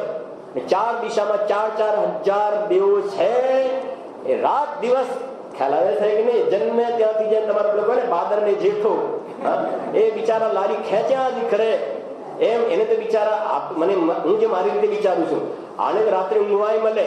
પેલાને એવું છે શિફ્ટ બીફ બદલાતી એ વાત અલગ છે, બીજા આવે એ વખતે દેવો, કેમ કે નહીં પછી દેવાંગનાઓની એ છે ને, દેવાંગનાઓ એને છે. પણ ઓવરઓલ એનું કામ એટલું છે કે એની ડ્યુટી પૂરી થાય, ઘેર જાય એટલે પાછો આવે, એટલે પાછું એનું કામ શું છે? એ પેલો જાય એટલે પેલો આવે. એનું કામ એ વિમાનને ખેંચવાનું કામ. 4,000 એ પ્રમાણે દેવો. એ સૂર્ય વિમાનમાં 4,000 16, એ રીતે ચંદ્ર વિમાનમાં પણ 16,000. એ બધા દેવોને એવા અસંખ્યાત જે આવા છે અને બધાની અંદર બધા લાગેલા છે. હવે જવું હોય તો વિચાર કરજો. નહીં આ કહે છે કે નહીં. આજે મને વિચાર આવે કહું છું એને અભિયોગ્ય વાળું નથી થવું, અને એની ઉપરના જેવો છે ઓર્ડર કરે એવા થવું છે.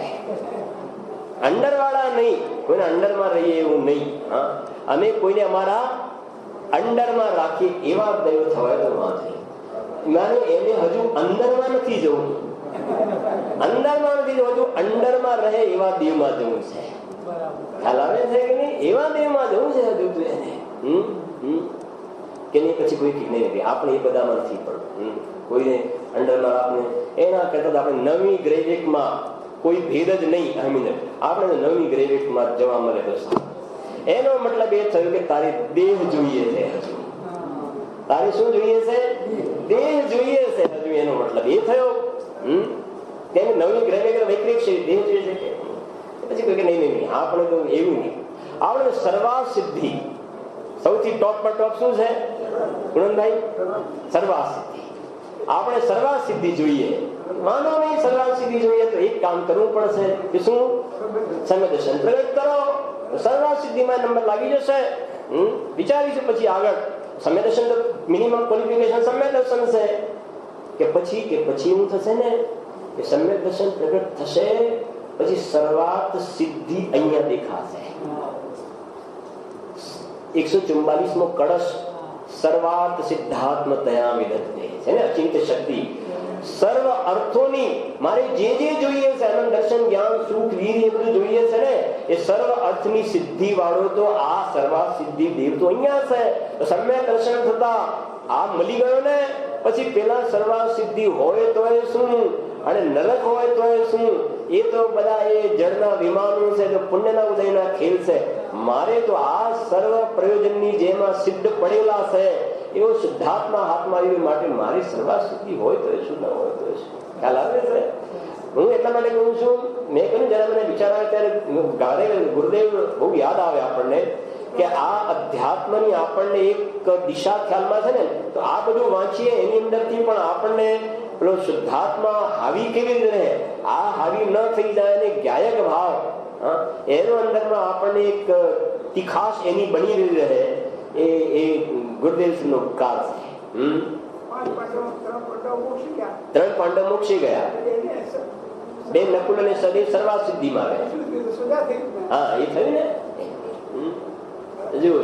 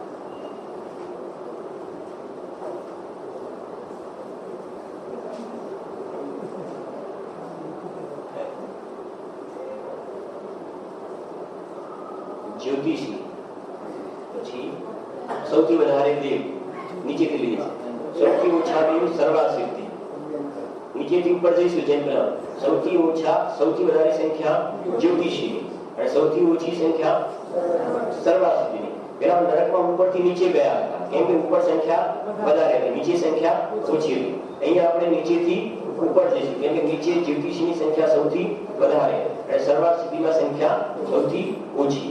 તો જો જ્યોતિષી, પછી આવશે વ્યંતર, પછી ભવનવાસી, પછી આપણા આવી ગયા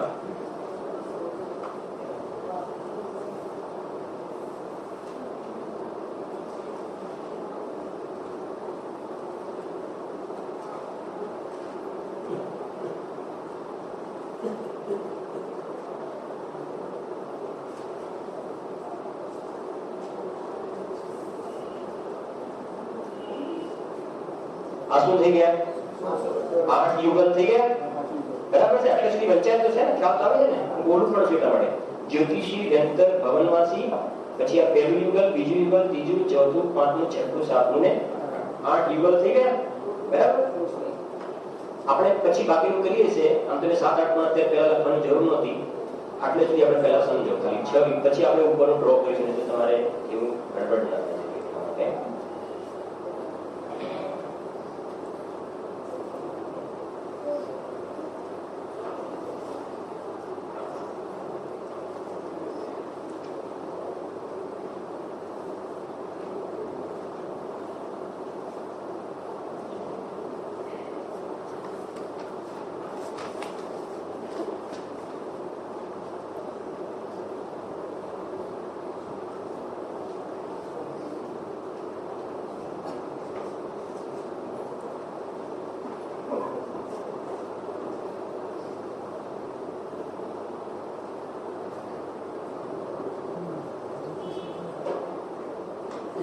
એક લખું છે એટલે ખબર પડે છે. હા, પહેલું બરાબર.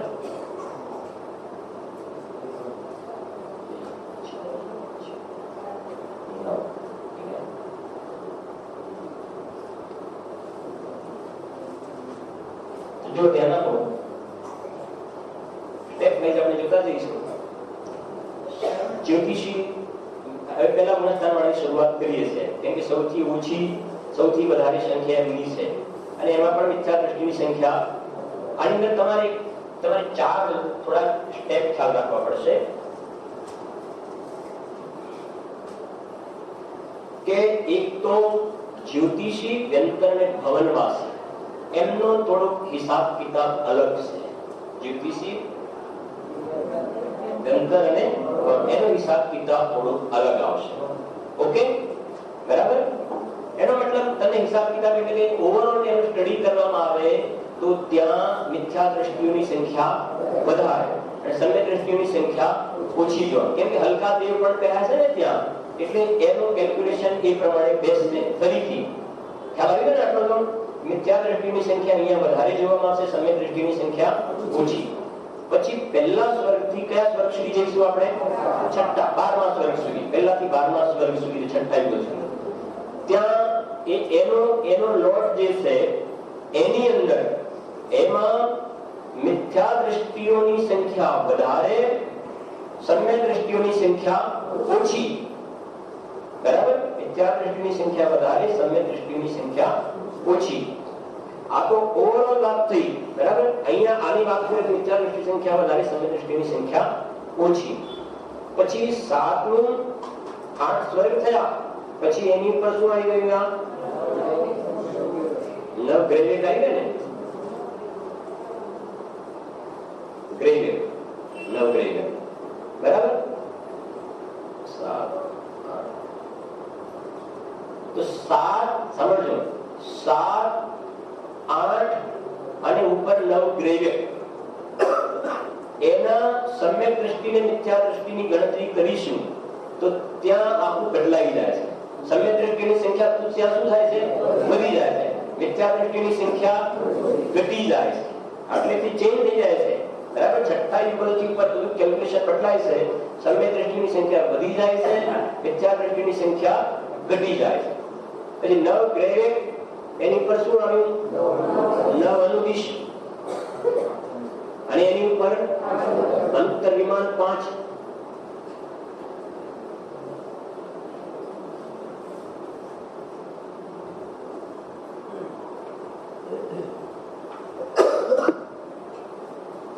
અનુત્તર વિમાન અને અનુત્તર વિમાનમાં જ ખાલી અલગ થી સરવાળ સ્થિતિ બતાવી દઉં છું.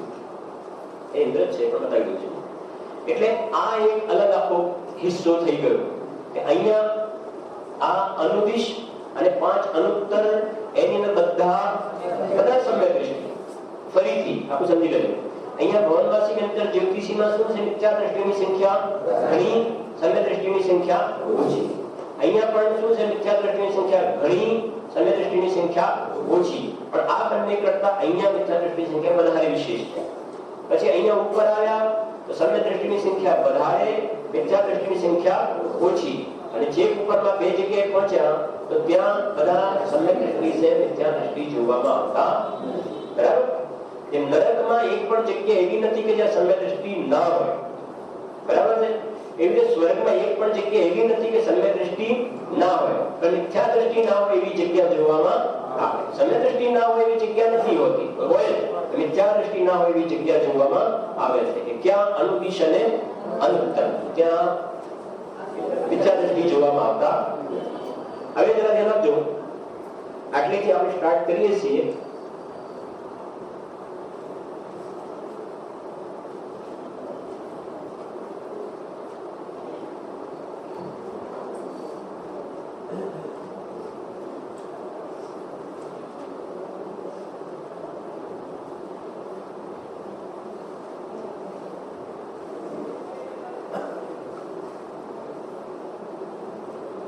બરાબર છે?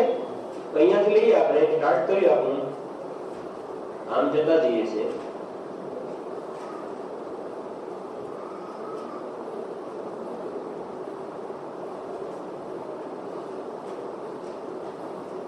પશ્ચિમી એરા માર્યા છે.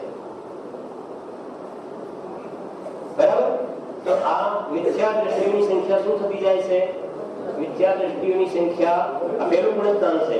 તો જ્યોતિષી કરતા વ્યંતરમાં ઓછી, એના કરતા ભવનવાસીમાં ઓછી, એના કરતા પહેલા સ્વર્ગમાં સૌ હંમેશા એમાં ઓછી, એના કરતા બીજા સ્વર્ગમાં, એના કરતા ત્રીજા, એના કરતા ચોથા, એના કરતા પાંચમા, એના કરતા છઠ્ઠા સ્વર્ગની અંદર મિથ્યા દ્રષ્ટિની સંખ્યા ઓછી જોવામાં આવે છે.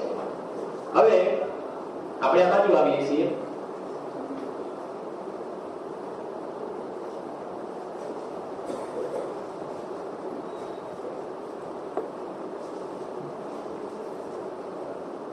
ચોથું ગુણસ્થાન, ત્રીજું, બીજું. જે પેલામાં 432 નો આંકડો હતો ને,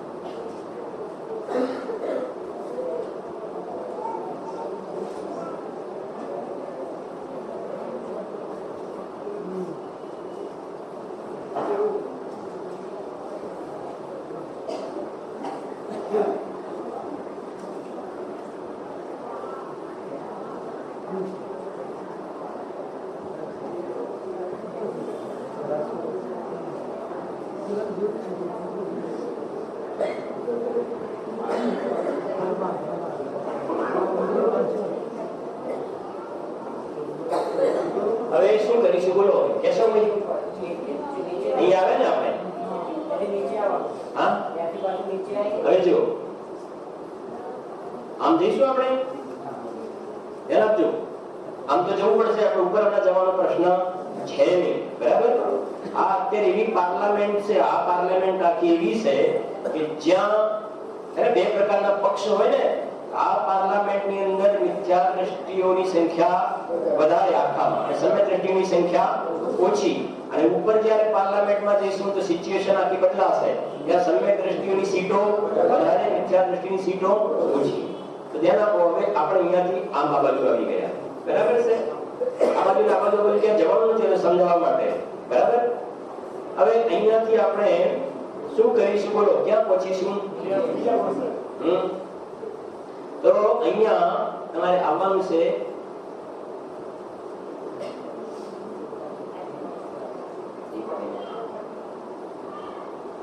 આટલે. ખ્યાલ આવ્યો? અહીંયા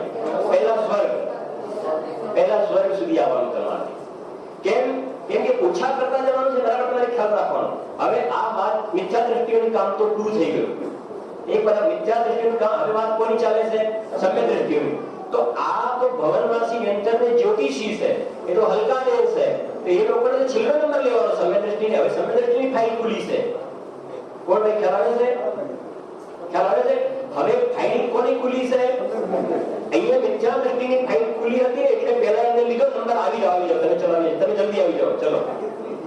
હવે વાત સમ્ય દ્રષ્ટિની ખુલી છે એટલે આ જે છે સમ્ય દ્રષ્ટિ સાસારણ બીજા વાળા, પણ એની અંદર આ ભવનવાસી વ્યંતરને જ્યોતિષીને પહેલો નંબર લાગશે નહીં. તો એમાં નંબર કોનો પહેલો લાગશે? તો કે છે આ લોકોનો નંબર લાગશે, સ્વર્ગ વાળાનો નંબર લાગશે, ભવનતીનો નંબર નહીં લાગે. હવે આનો નિયમ એવો છે કે જેમ જેમ તમે ઉપર જાઓ, જેમ નરકમાં નીચે જાય સંખ્યા ઘટતી જાય, એમ દેવોમાં જેમ જેમ ઉપર જાય સંખ્યા શું થતી જાય? ઘટતી જાય. સંખ્યા ઘટતી જાય એટલે તમારે તો આ ઘટાડવાનું છે. એટલે જો તમે આમ લેવા જશો ને, આમ લેવા જશો તો નીચે જશો તો સંખ્યા શું થશે? નીચે તો ઘટી, પણ પછી આમ જોવા તો ઉપર પાછી શું થયું? વધીને. તમે આમથી આમ જાઓ છો એનો મતલબ ઉપર સંખ્યા વધે છે, નીચે શું થાય છે? ઘટે છે. એવું નહીં કરવું પડે. તો શું કરવું પડે? જેમ અહીંયા નીચેથી ઉપર આવ્યા એટલે અહીંયા પણ પાછું નીચેથી એ પ્રમાણે. તો એની અંદર સમજો આ ચોથું, પછી ચોથાથી તમારે આવવાનું ત્રીજું, બરાબર? ત્રીજાથી બીજું, પછી આમ આવો. હવે આ સહેલું થઈ ગયું.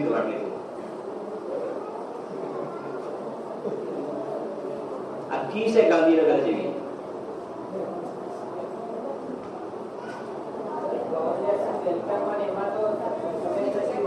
હા હોય છે કોના કરતા? આ તો આ જે છે ને એ તો પેલા સ્વર્ગ વાળા છે, વૈમાનિક છે.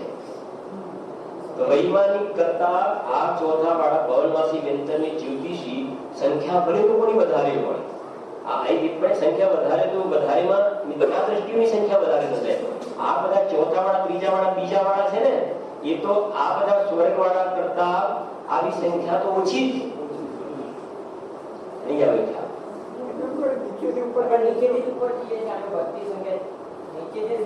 નીચેથી ઉપર જઈએ છીએ પણ અત્યારે વાત સમય દ્રષ્ટિની ચાલે છે ને, સમય દ્રષ્ટિની વાત ચાલે છે. નીચેથી ઉપર એટલે આપણે આકૃતિમાં નીચેથી ઉપર બતાવ્યું આપણે આમ, પણ તમે નીચેથી ઉપર જ જઈએ છીએ આપણે.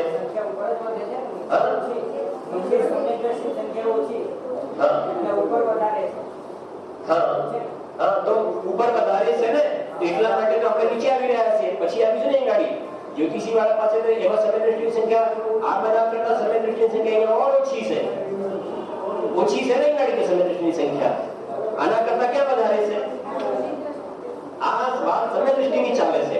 તો જો સમજો અહીંયા સમય દ્રષ્ટિ છે કે નહીં, અહીંયા છે કે નહીં, તો વધારે કઈ જગ્યા છે? તેમાં વધારે ક્યાં છે? અહીંયા વધારે આ જગ્યાએ છે. વધારે આ છે. ઉપર તો સંખ્યા ઓછી થતી જાય છે, ઉપર તો સંખ્યા ઓછી થતી જાય છે ને, ઉપર સંખ્યા ઓછી થતી જાય છે. એટલે તમે અહીંયાથી સીધા આપણે નીચે આવવું પડ્યું અને પછી ઘટાડતા ઘટાડતા ગયા આપણે ઘટાડતા ઘટાડતા આટલે આવે આપણે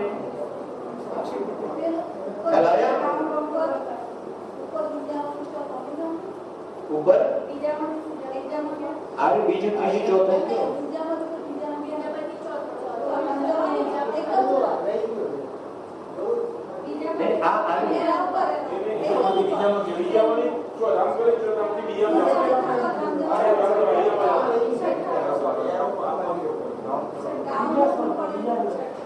ચોથું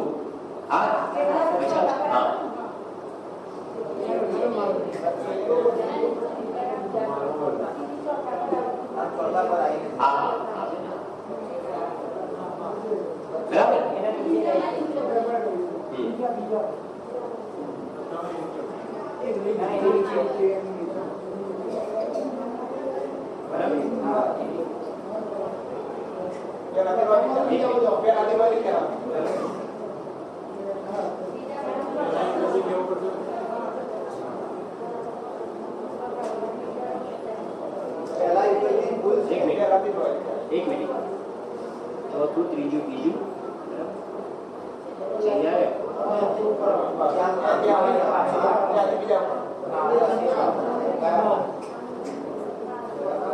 બરાબર છે. ચોથું ત્રીજું બીજું બરાબર, ચોથું ત્રીજું બીજું, ચોથું ત્રીજું બીજું,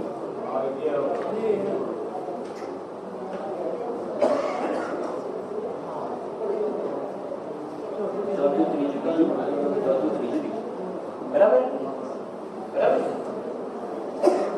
ચાલો તો ધ્યાન બરાબર છે એટલે સારી વાત છે. ચોથું ત્રીજું બીજું એ પ્રમાણે થઈ ગયું. તો એ વસ્તુ યાદ રાખજો બરાબર કે કોણ તમારે સંખ્યા જોવાની છે કે ઉપર સંખ્યા શું થતી જાય છે? ઘટતી જાય છે. બરાબર.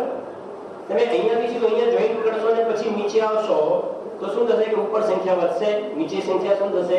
ઘટશે. એવું તો છે નહીં. તો આમ આવી ગયા આપણે આ પૂરું થઈ ગયું.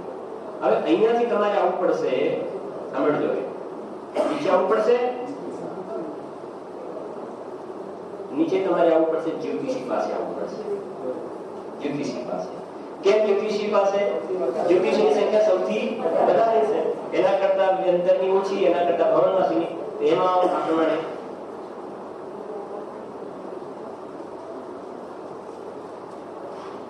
બરાબર છે.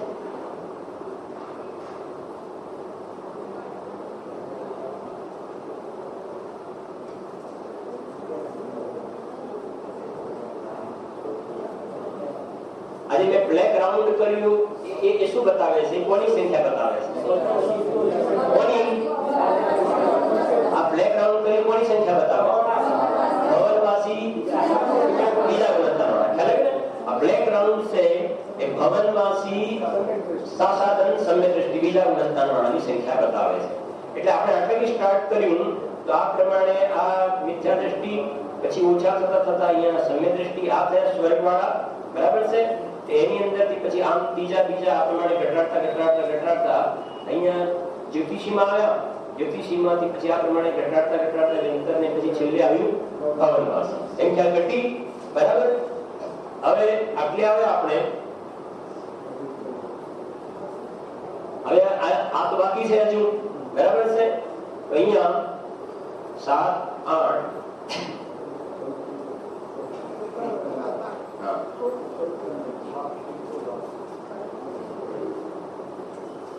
અહીંયા ચેન્જ થઈ જશે આપણી. કઈ ગુણસ્થાન આવશે અહીંયા? ચોથું. ગ્રેડ 1 માં પણ ચોથું. અને અહીંયા પહેલું, અહીંયા ત્રીજું, અને અહીંયા બીજું. અહીંયા પહેલું, ત્રીજું, બીજું, પહેલું, ત્રીજું અને બીજું. બરાબર છે? તો જો હવે એના જો અહીંયા પહેલા સમજો, પછી આપણે અહીંથી આગળ લીટી લઈએ છીએ. આ જે આપણે સિચ્યુએશન લીધું અત્યારે, એની અંદર આમાં ચોથા વાળા વધારે છે કે પહેલા વાળા વધારે છે? કયા વધારે? ચોથા વાળા. સમ્ય દૃષ્ટિ વધારે, મિથ્યા દૃષ્ટિ ઓછા. સમ્ય દૃષ્ટિ વધારે, મિથ્યા દૃષ્ટિ. એટલે આપણે વધારેમાંથી ઓછા તરફ જવાનું છે. એ આપણો નિયમ છે, વધારેમાંથી ઓછા તરફ. એટલે આની અંદર આપણે ભવનવાસી આવે ને છેલ્લે, ભવનવાસીથી આપણે આમાં આવવું પડશે. આપણે ભવનવાસીમાંથી અહીંયાથી નીકળી અને અહીંયા આવીશું. આપણે આ જગ્યા પર આવીશું આપણે, બરાબર? અહીંયા આવે આપણે. અહીંયાથી તમારે આ સમજો, આ 7માં જે યુગલ છે, 7મું યુગલ, એની અંદર સમ્ય દૃષ્ટિની સંખ્યા આવી. એના કરતા ઉપર જાઓ, હવે ઓછી. એના કરતા અહીંયા સંખ્યા ઓછી, એના કરતા અહીંયા સંખ્યા ઓછી છે. એમ અહીંયા આગળ કર્મ આવતા હતા ને, એવા કર્મની આ પ્રમાણે લીટી ગઈ આવે. નવી ગ્રેડેશનની પડી ગઈ સમ્ય દૃષ્ટિની સંખ્યા, બરાબર? પછી તમે આ બાજુ આવી જાઓ, આ સાઈડમાં, બરાબર? અહીંયા ધ્યાન આપજો. આ અનુદિશની અંદર બરાબર જોજો. અનુદિશમાં બધા કેવા છે? સમ્ય દૃષ્ટિ. અનુત્તરમાં પણ બધા કેવા છે? સમ્ય દૃષ્ટિ. સર્વાસિદ્ધિને પછી લઈએ છીએ આપણે. હવે અહીંયા તમારે એટલું જોવાનું છે કે આ જે આમ આવ્યા તો અહીંયા પાછું નીચે આવવું પડશે. જો ઉપર જોડશો તો પછી ઉલટું થઈ જશે. આ પૂરું થઈને ઘટતા પછી આમ આવ્યા, પેલા ગુણસ્થાન વાળા આવ્યા. પહેલા ગુણસ્થાન વાળા પછી આમ જ તમારે જવાનું છે. હવે આ ઘટતા ગયા, એના કરતા અહીંયા ઓછી, કેમ કે ત્રીજા અને બીજા વાળાની સંખ્યા ઓછી થઈ જાય છે ઘણી. આમ ગયા પછી એના કરતા આ સમજો, આ પહેલા વાળા છે ને ગ્રેડ 1 માં પહેલા ગુણસ્થાન વાળા, એના કરતા ઓછા અનુદિશમાં ચોથા વાળા, એના કરતા 4 પેલા અનુત્તર વિમાન છે, સર્વાસ્થિતિને છોડી દો અહીંયા. પછી ત્યાંથી તમે આવો તો આ આવ્યું ત્રીજું ગુણસ્થાન. અહીંયા ઓછા, એના કરતા ઓછા, એના કરતા અહીંયા આવો તો આ બીજા ગુણસ્થાન વાળા ઓછા. પછી છેલ્લા બાકી રહ્યા એ આપણે અહીંયા આ આપણું સર્વાસ. બોલો સર્વાર્થ સિદ્ધિમાં બિરાજમાન ભાવિ સર્વ જીનેન્દ્ર ભગવાનનો જય. બરાબર છે કે નહીં? ખ્યાલ આવે છે હું જે કહેવા માંગુ છું? થોડી તકલીફ પડી હશે સમજવામાં, પણ થોડુંક તમે માઇન્ડ દોડાવશો. થોડું બોર્ડમાં એટલે શું નાનું હતું મારે થોડુંક, એટલે પેપરની અંદર તમે વ્યવસ્થિત તમે ઘેર પણ કરશો ને તો એકદમ ક્લિયર આવશે. કેમ કે આ થોડું ભેગું થઈ જાય ગાડી આપણને ફાવે ને, એટલે પણ તમને એક રફ આઈડિયા આવી જાય. કેમ કે બુકની અંદર લગભગ 10-13 પાના ભરેલા છે, આના કરતા. તો મેં બેઠા થોડું જરાક મથામણ તરીકે આ એક થોડુંક આપણને ક્લેરિટી થોડી વધારે સારી રહેશે. આ રીતે સમજાવીએ તો પણ ફરીથી આપણે સમજાવી દઈશું. બરાબર છે? સૌથી વધારે સમ્ય દૃષ્ટિ હા અહીંયા, કેમ કે એની સંખ્યા બહુ ઓછી થતી જાય. સૌથી વધારે સમય દ્રષ્ટિ છે અહીંયા છે, અહીંયા આ જગ્યાએ છે. બરાબર છે? તો જો ફરી સમજી લો જરાક. હવે અહીંયાથી આપણે સ્ટાર્ટ કરીએ છીએ, અહીંયાથી સ્ટાર્ટ કરીએ તો સીધા પહેલા મિથ્યા દ્રષ્ટિઓને કવર કરીએ. કેટલા સુધી પહોંચી ગયા આપણે? ભવંત્રિક અને 12મા શ્લોક સુધી, 6ઠ્ઠા યુગલ સુધી પહોંચી ગયા. પછી આ બાજુ આવો, સીધા નીચે આવી જાઓ. તો પહેલું યુગલ પકડો. બરાબર છે? તો પહેલા યુગલમાં પછી 4 3 2, પછી 4 3 2, 4 3 2, 4 3 2, 4 3 2 એવું પૂરું થઈ ગયું. પછી તમારે ગૌણવાસી અંદર જ્યોતિષી લેવાના છે, કેમ કે ત્યાં સમય દ્રષ્ટિની સંખ્યા ઓછી છે. એટલે એને છેક નીચેથી આપણે કેમ ના આવ્યા એ ખાસ ખ્યાલ આવે ને. છેક નીચે કેમ ના લઈ ગયા? કેમ કે ત્યાં સમય દ્રષ્ટિની ભલે સંખ્યા વધારે, પણ સમય દ્રષ્ટિની સંખ્યા ઓછી, મિથ્યા દ્રષ્ટિની સંખ્યા વધારે છે. આ સંખ્યા ઓછી થઈ જાય છે. એટલે આપણે આટલે આવ્યા અને અહીંયાથી સીધા આપણે આવ્યા જ્યોતિષી પાસે, અને આમ ઘટાડતા ગયા અને છેલ્લે આપણને શું મળી ગાડી? આપણને ભવનવાસીના મિથ્યા દ્રષ્ટિથી ગૌણવાસીના બીજા ગુણોત્તર વાળા મળ્યા. ત્યાંથી સીધા આપણે અહીં ગાડી આવ્યા. ક્યાં ગાડી? 7મા યુગલ પાસે. 7મા યુગલ પાસે આવ્યા. ત્યાં ગુણ બદલાયો, સમય દ્રષ્ટિની સંખ્યા વધી, મિથ્યા દ્રષ્ટિની સંખ્યા ઘટી. વધીને ઘટી એટલે આ સમય દ્રષ્ટિની સંખ્યા અહીંયા વધારે છે, મિથ્યા દ્રષ્ટિની ઘટતી જાય છે. એટલે પહેલા આપણે કોને લીધા? સમય દ્રષ્ટિને એટલા માટે લીધા એ ગાડી. બરાબર છે? અહીંયાથી આવ્યા ચોથા, આ ચોથા ગુણોત્તર વાળા, આ ચોથા ગુણોત્તર વાળા, ચોથા ગુણોત્તર વાળા. એટલે 7મું યુગલ, 8મું યુગલ અને 9મું ગ્રેવિયમ, 9 ગ્રેવિયમ એ લઈ લીધા. ચોથા વાળા લઈ લીધા. બરાબર? પછી પહેલા વાળા લીધા. પછી પહેલા વાળા કેમ? કેમ કે ચોથા વાળા કરતા પહેલા વાળાની સંખ્યા ઓછી છે. એટલે અહીંયાથી આપણે ક્યાં આવ્યા? નીચેથી લેવું પડશે, કેમ કે ઉપર સંખ્યા ઓછી થતી જાય છે. એટલે અહીંયા આવ્યા તો 7મું યુગલ, 8મું યુગલ, 9મું ગ્રેવિયમ. ત્યાં સુધી પહેલા ગુણોત્તર વાળા હોય છે, પછી ઉપર પહેલા ગુણોત્તર વાળા હોતા નથી. તો હવે એના કરતા ઓછી સંખ્યા કોની? તો તમારે જવું પડશે અનુત્તર પાસે જવું પડશે, બીજો કોઈ ઓપ્શન નથી. બરાબર? એના કરતા ઓછી સંખ્યા કોની? એ સોરી અનુદિશની. એના કરતા ઓછી અનુત્તરની. પછી અહીંયા આવો તો એના કરતા ઓછી ત્રીજા ગુણોત્તર વાળા અહીંયા ગાડિયા આ લઈ લો યુગલ. પછી આ ત્રીજા ગુણોત્તર વાળા, આ ત્રીજા. હવે ત્રીજું ગુણોત્તર ગ્રેવિયમ સુધી જવા મળશે. આ પહેલું, ત્રીજું ને બીજું. ઉપર તો ચોથું ગુણોત્તર જ છે. એટલે અહીંયા તો આપણે ઉપર ગયા પણ નંબર બદલવા નહીં ગાડી. ચોથું ગુણોત્તર ને ચોથું ગુણ એ નહીં ભૂલતા. અહીંયા ભૂલમાં એક ના કરી દેતા, એ તો વિચાર દ્રષ્ટિ થઈ જશે. એ ખાસ ધ્યાન રાખવાનું. હા, અને આમ નહીં જવાનું. અહીંયા આમ જે હતું અહીંયા ગાડી આ પ્રમાણે થઈ જાય છે. આખું અહીંયા રો હતી, અહીંયા ઊભું થઈ જાય છે. આમ ગયા, પછી અહીંયા ગયા, પછી અહીંયા, અને આ છેલ્લે 9મી ગ્રેવિયમમાં જે બીજા ગુણોત્તર વાળા છે એના કરતા ઓછા સર્વાસિદ્ધિમાં બિરાજમાન જે એક ભવાવતારી છે એ પ્રમાણે છે. કેલ્ક્યુલેશન આ પ્રમાણે છે. થોડુંક જરાક લાગ્યું હશે. મેં તમને કહ્યું હતું કે ભાઈ તમે જેવી કીટી પાર્ટીમાં કે પેલી 5 ધોળી વસ્તુ બતાવો, કે શું કે ઘરમાં 5 ચીજ વસ્તુ બતાવો, કે 5 પિક્ચરના નામ તમે જલ્દી ફટાફટ 1 મિનિટમાં કોણ બતાવે છે, એવી નથી આ ગેમ. આ ગેમ થોડીક અલગ પ્રકારની છે. બરાબર છે કે નહીં? હવે તમને ગમી કે ના ગમી એ બીજા નંબરની વાત છે. કોણ? સચિનભાઈ? હે અતિ ટ્રાય. હા, બિલકુલ. ટાઈમ તો થઈ ગયો છે આપણો. ખેર રહેવા દો, આપણે બતાવવાની જરૂર. તમે જેટલું સમજાય એટલું ઠીક છે.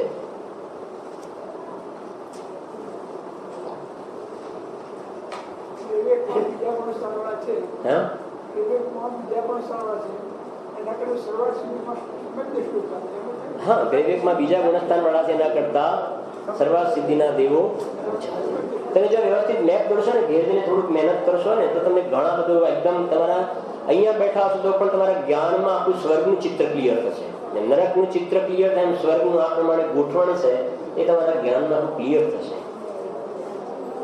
જે આસ્તિક કે બુદ્ધિ કહે ને, સમ્યક્તમાં આવી પ્રકારનું અસ્તિત્વ હોય છે, એ ગુણ કેળવાય છે આમાં. આવે છે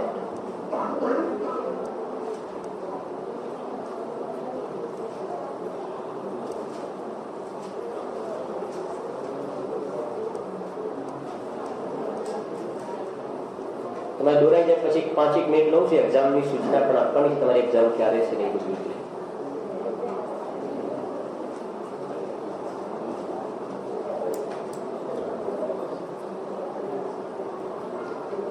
કાલથી સીડી પ્રવચન તો ચાલશે સાંજે, પછી રજા નહીં પાડી દેતા.